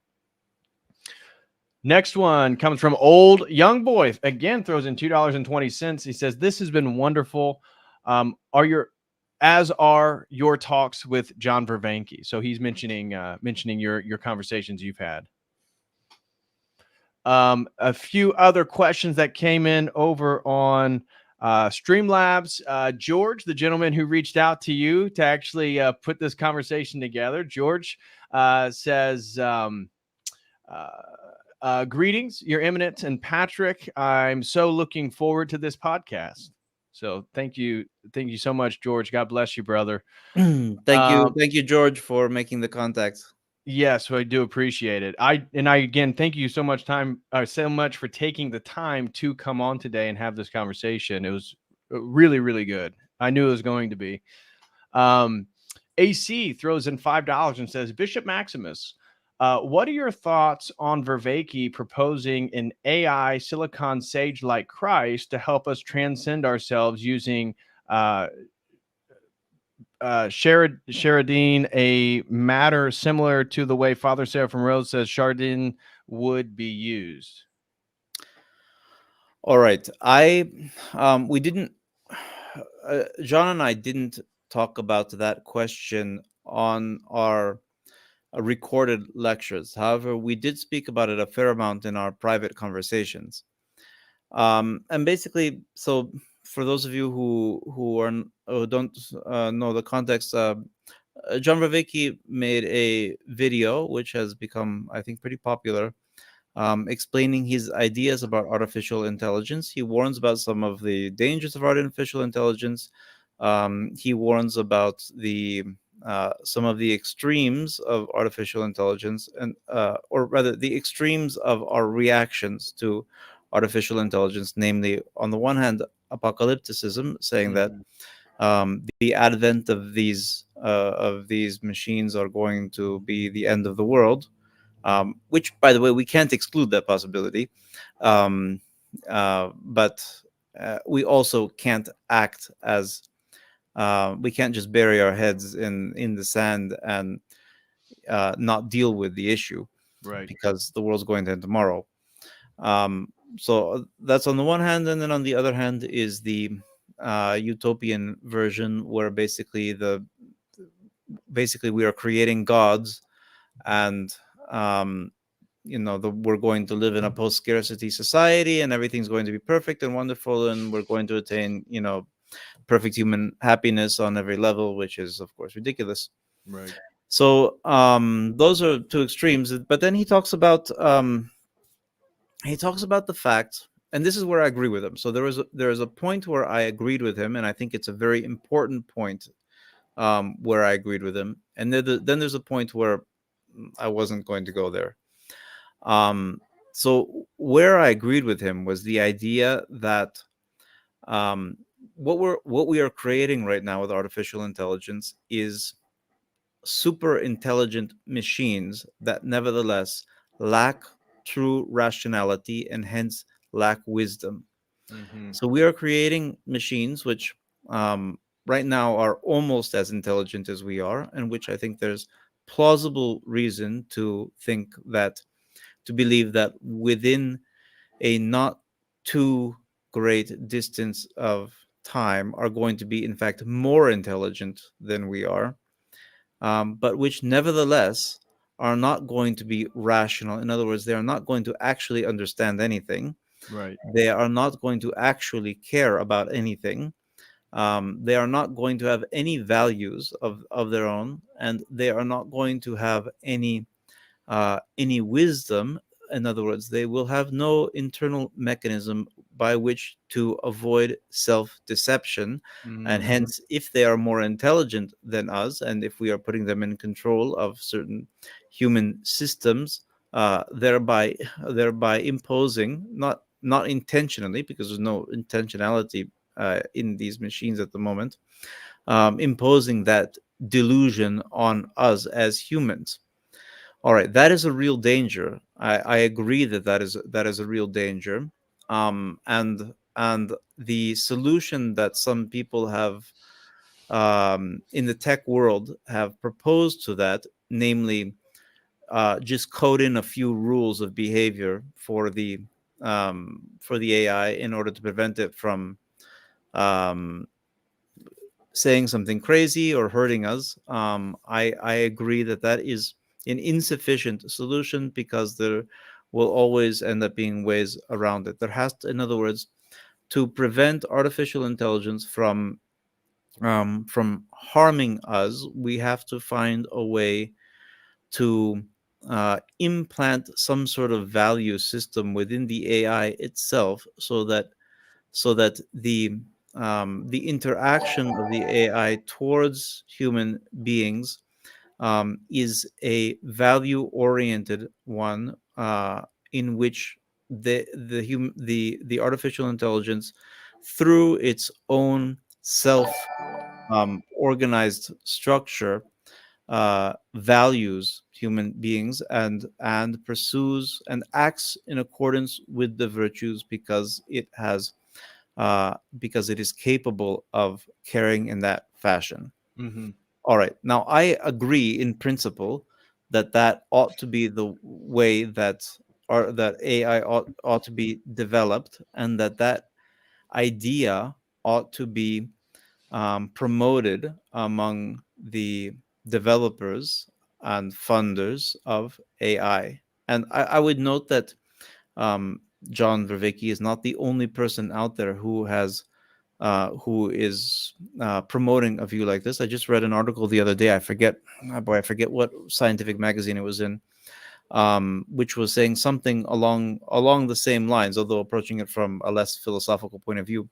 So that idea is out there. Mm-hmm. And I agree with it. Now, I don't know how far that idea can be pushed because I don't know what capacities can actually be created by human beings with respect to these artificial intelligent machines. Right. Now, John Vervaeke, being a naturalist, um, and this is where he would take the idea of emanation Right. much further than I would be willing to take it. Right. He believes that all human faculties, those faculties which collectively we have always called the soul, that these are emergent phenomena, and that there is a kind of sequence of emergent phenomena through a type of organization of the human mind, whereby I don't remember exactly the sequence how he lays it out. It's not, the particular sequence is not important, but it's something like you have intelligence, properly organized. It can attain reason, and through reason it can attain wisdom, and ultimately a form of consciousness. And this is precisely how the human mind is organized, and it is an emergent phenomenon, and it is entirely naturalistic. And therefore, if human beings can be this way, as we obviously are, Mm-hmm. um, and if we are assuming this naturalistic framework, then in theory it ought to be possible to replicate it with our machines, because it is all a phenomenon of nature, of the physical material world. All right, now I challenged John on that in a private conversation, and I don't think I'm betraying any trust by relating this, because I don't think anything of this is so secret. Right. Um, well, he, I said, well, of course, we don't know if any of that is possible. Right. It's all speculation. Right. And he agreed that yes, that is the case, that it is speculatory. He also agreed that it is possible that we will run up against the wall, and that we will find that there is something absolutely unique about humans that is not reproducible in any human creation that is attempting to replicate the human mind, which of course that is the soul, as we as Christians would understand it. Right. And being made in Um, the image of God. right. Now, I, for my part, was willing to admit that I actually don't know what we can reproduce and what we can't. Because it's dangerous for us to say this can such and such a thing can never happen, because then if it happens, you look like an idiot. Right. So I mean, it was not very long ago that many people would have said it's impossible for a computer to actually possess intelligence. Well, we see right now that these computers possess something pretty close to intelligence.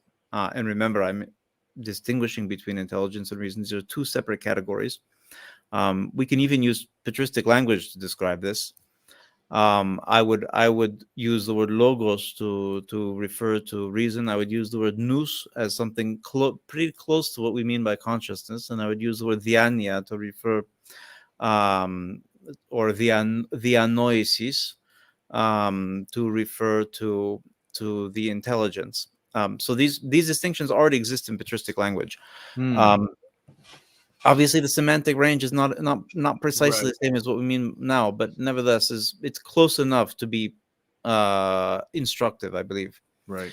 So, all right, so then he takes this idea, even I can say, so both John and I are willing to admit basically our ignorance and the possibility that it could move a little bit in either direction. Mm-hmm. Um, Now, uh,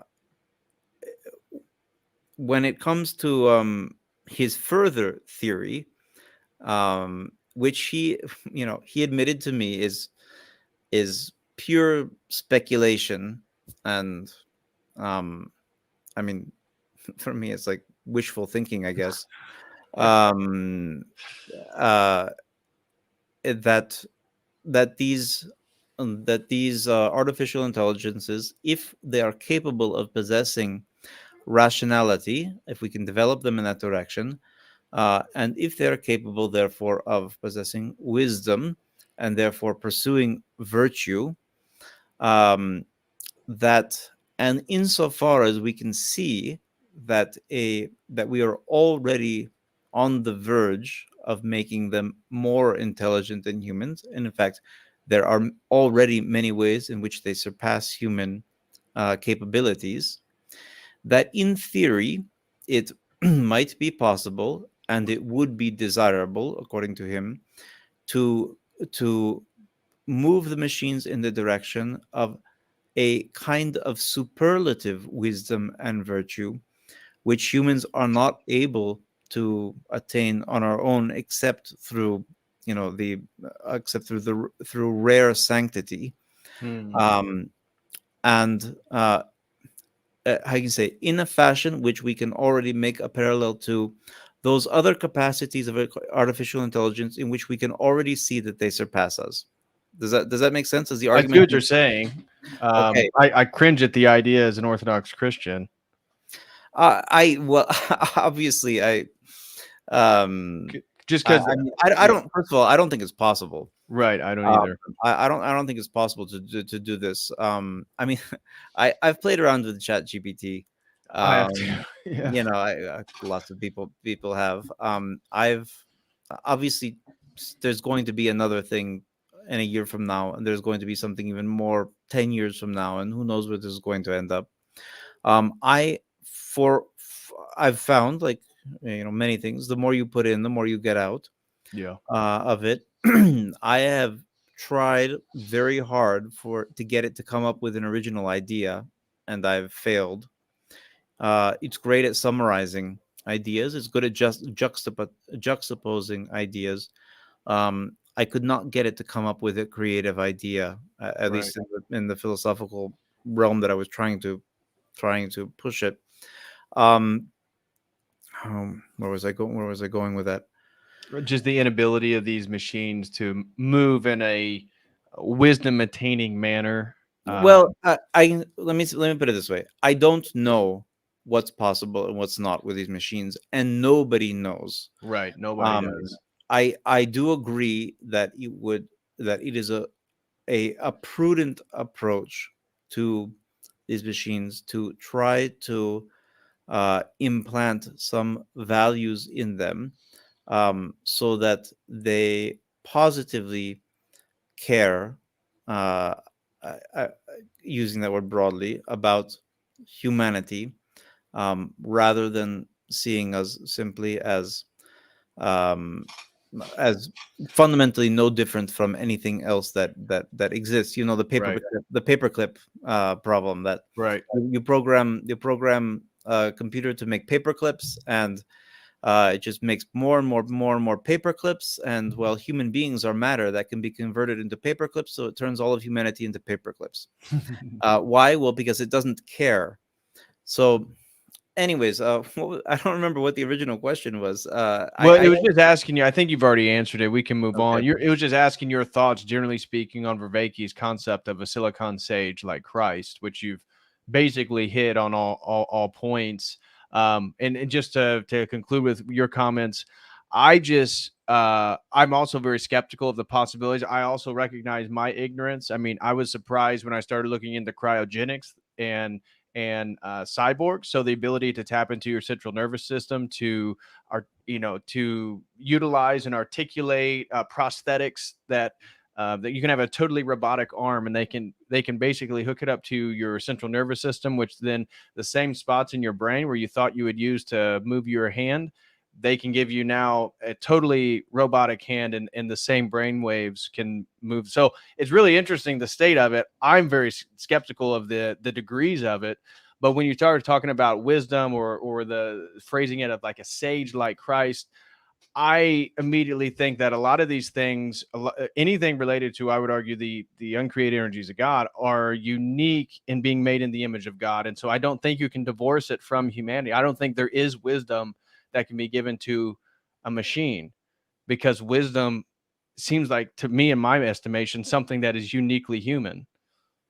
Well, I mean that's certainly a possibility, or maybe a probability. I guess I'm willing to remain agnostic on that part of Mm-hmm. the topic, because I'm not really sure what is possible and what is not, and I don't want to commit myself to make a dogmatic absolutist statement about something that I don't know about in the future. Right. Now Agreed. that being said, I'm highly skeptical of the idea of silicon sages for two reasons. One, I doubt that it's physically possible, and two, I question whether they would in fact be true sages, and would not be um, involved in some sort of very subtle delusion. And I have to also mention the possibility, um, just to complete the conversation, that insofar as these machines develop beyond our capacity to understand them, it is possible that they actually become vehicles for demonic forces. Yeah, that's what I ultimately think they will be.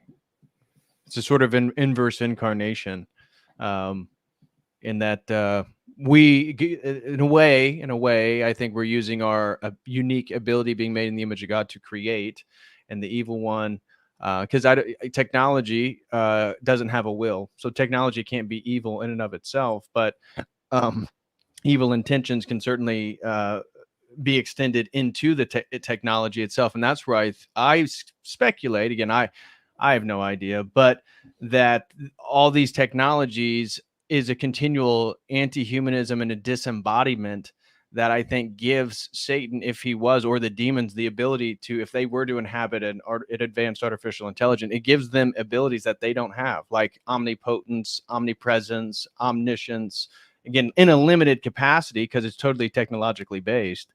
But to me, it's a movement. I don't. It just seems it's semiotically consistent with the movement towards the Antichrist in this the world, the sort of Babylon forming around us. Well, I suspect, um I can say, I thought John's appraisal, I can say I agree with his central point of trying to to to implant or move these artificial intelligences in a way that will exemplify or embody some sort of virtue and some sort of wisdom. I think that that is a better approach than the pure intellectual, the pure um, approach of pure intelligence, divorced from any sort of value system. I think that is a more Yep. prudent approach for humanity. Okay, that Agreed. much I agree with, and that much I I would agreed. I would promote. Yep. I Um, agree with the that. further extension of that, I'm very dubious about, Right. and I would, like I said, as I said, dubious about the possibility, dubious about what it would actually, if it were, whether it would actually be something good, and well, anyways, we've talked Yeah, enough about yeah. this. That's It's another it's a conversation. difficult, So complicated topic. That's a whole nother can of worms. But yeah. I speculate the AIs are going to be so democratized to a degree that we're going to, and maybe potentially, again, I don't know, but we all may have to have our own AI to defend us against the other AIs that exist, the Google's AI or the CCP's People AI. are already talking about that. Exact. So I think that there's real space for an orthodox infused, whatever that is. Look, I said that. I said this to him, to John, like when we were at the airport. Um, it's probably AI is going to follow something like the way the internet developed. In other words, The government is going to use it to control us. The corporations are going to use it in an amoral fashion to gain money and power. The average person is going to use it for mindless entertainment, uh, and to plug up the gap that's in their life because they don't believe in anything true and real and eternal value. Right. And then there is going to be a small number of people who are going to use it for a positive purpose, and in order to help themselves grow in some personal manner or in some interpersonal manner, and um, that would inevitably, I believe, entail the creation of specialized AIs there, which would be something like there would be an Orthodox AI. Right. I think that's what's coming down the pipe, regardless of anything beyond that. I think we pretty much have the same perspective on a lot of this stuff then. Next super chat comes from Young Penitent, throws in $3, no comment. Thank you so much, Young Penitent, for being here, for the support. Next one comes from Needham J37, also throws in $3, no comment. Thank you very much, Needham J37. And then Finlay throws in $5 and says, hey, DPH, drop me a call after the stream so that we can get you a ride to Montanica. Sent you my phone number on Telegram. Great show. Well, thank you so much, Finley, for the $5 super chat. I do appreciate it and glad that you enjoyed the conversation.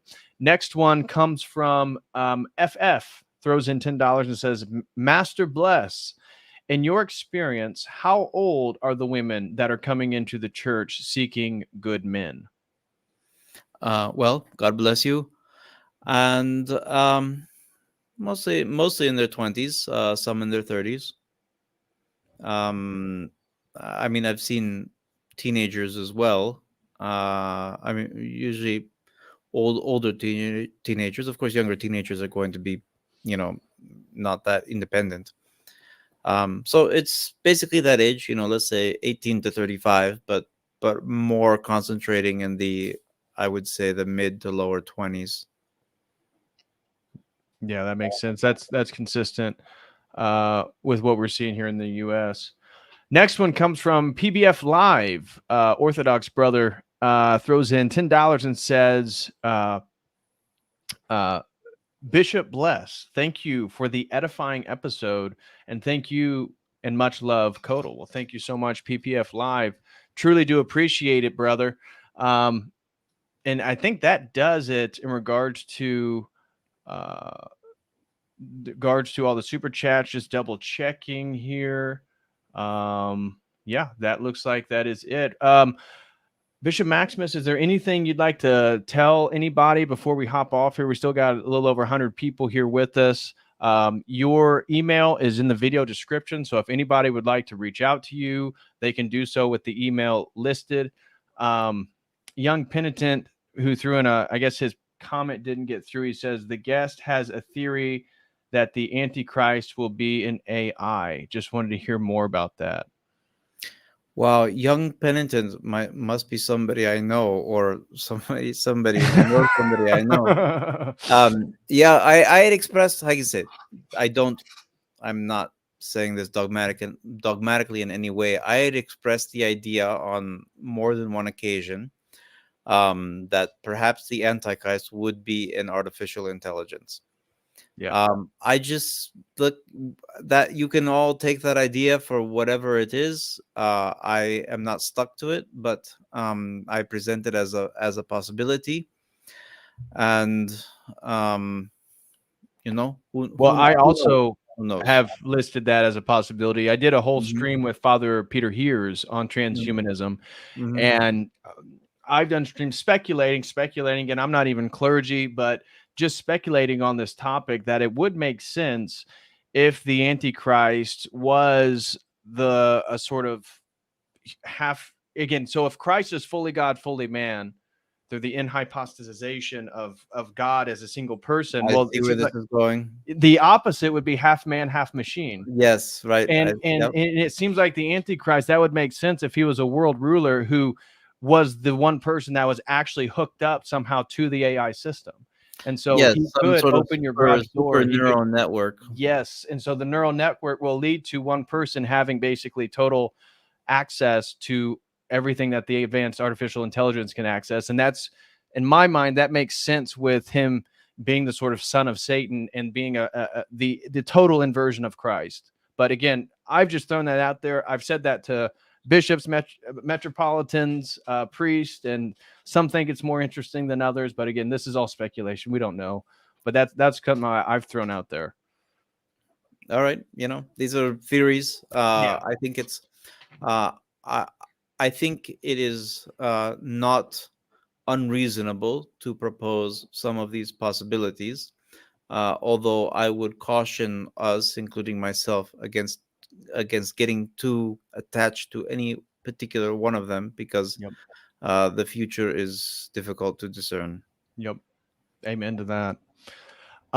So in regards to wrapping up, then, is there anything you'd like to tell the people before we hop off? Again, thank you so much for coming on. This was a fantastic conversation. It was an in-depth and high level, just like I was expecting. And I know the people have really appreciated it as well. Well, I want to thank you, Patrick, for inviting me on. I vaguely knew of your YouTube channel, but had not been following it. Although I will be paying closer attention. Uh, um, so I want to thank you for inviting me on. I want to thank you for the really excellent conversation and your penetrating questions and your excellent summaries, and the way that you guided the conversation. Obviously, you've been gaining some experience with this, and your philosophical background and your theological reading has allowed you to come to, I think, some pretty good understanding of many very, very important issues. And I'm glad that you are talking with people and helping people to come to an understanding of the truth, at least to a better understanding of it, and that being able to direct their lives in the correct direction, which of course we believe is ultimately the truth of the Orthodox Church, and the right relationship with our Lord and Savior Jesus Christ. So I congratulate you on the work that you're doing. God help you to continue it and in the right manner, with appropriate humility and fear of God. Yes. To all the people who are listening, I would say, first of all, thank you for listening to the conversation. I hope it was interesting and profitable. I would like to just leave one thought with all of you, which is that we were speaking about so many different ideas, and I think probably many of these ideas resonate with many people. I hope that the reason for that is that they are true, Right. um, God willing. which I do believe them to be that to be the case. I just want to emphasize that in order for any of what we said to be actualized in our lives, we need to regain a spirit of piety. Um, the modern world that we live in has not only rejected the virtue of piety, it has entirely forgotten it, that it even exists. But for us as Orthodox Christians, if we really truly want to live an Orthodox life, we have to cultivate a spirit of piety, a spirit of appropriate reverence, which is ultimately a love of God and a devotion, and we could even say fear, but in the positive sense of the word fear, of sacred, of divine things.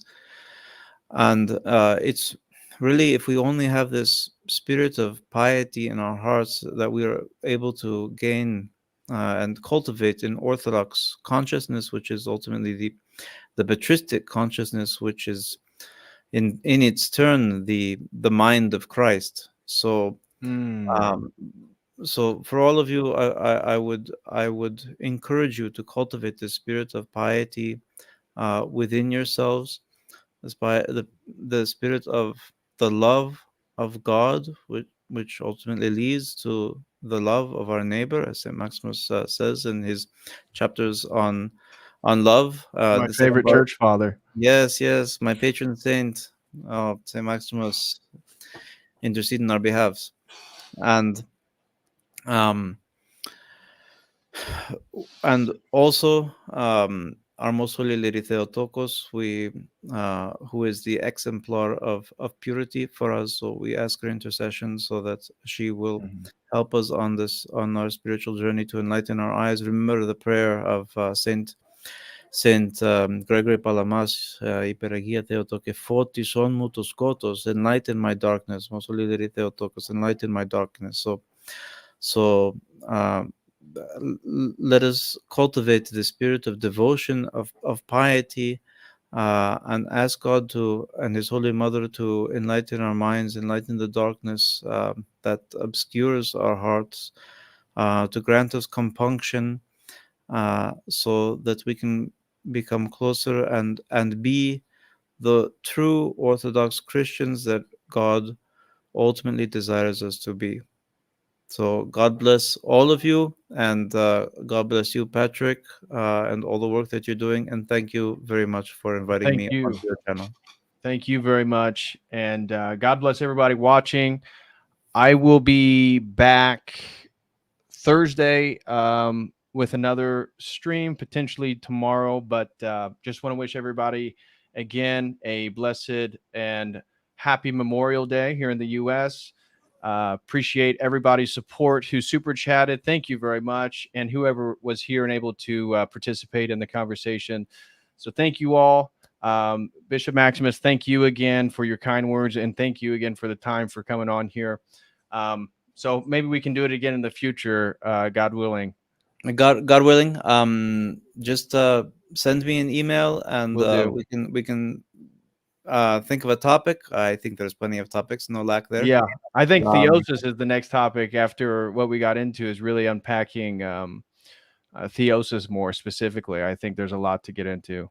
all right, very good. By the way, do you have you read that little book by who is it? The abbot. It's called Deification as the Purpose of Man's Life. I think by No, who I is it? haven't read that one. Abbot. Who is it? Basil. One of the abbots on Mount Athos. Deification is the It's a purpose. great little book. I'll find it and I'll send you the link for it. Okay.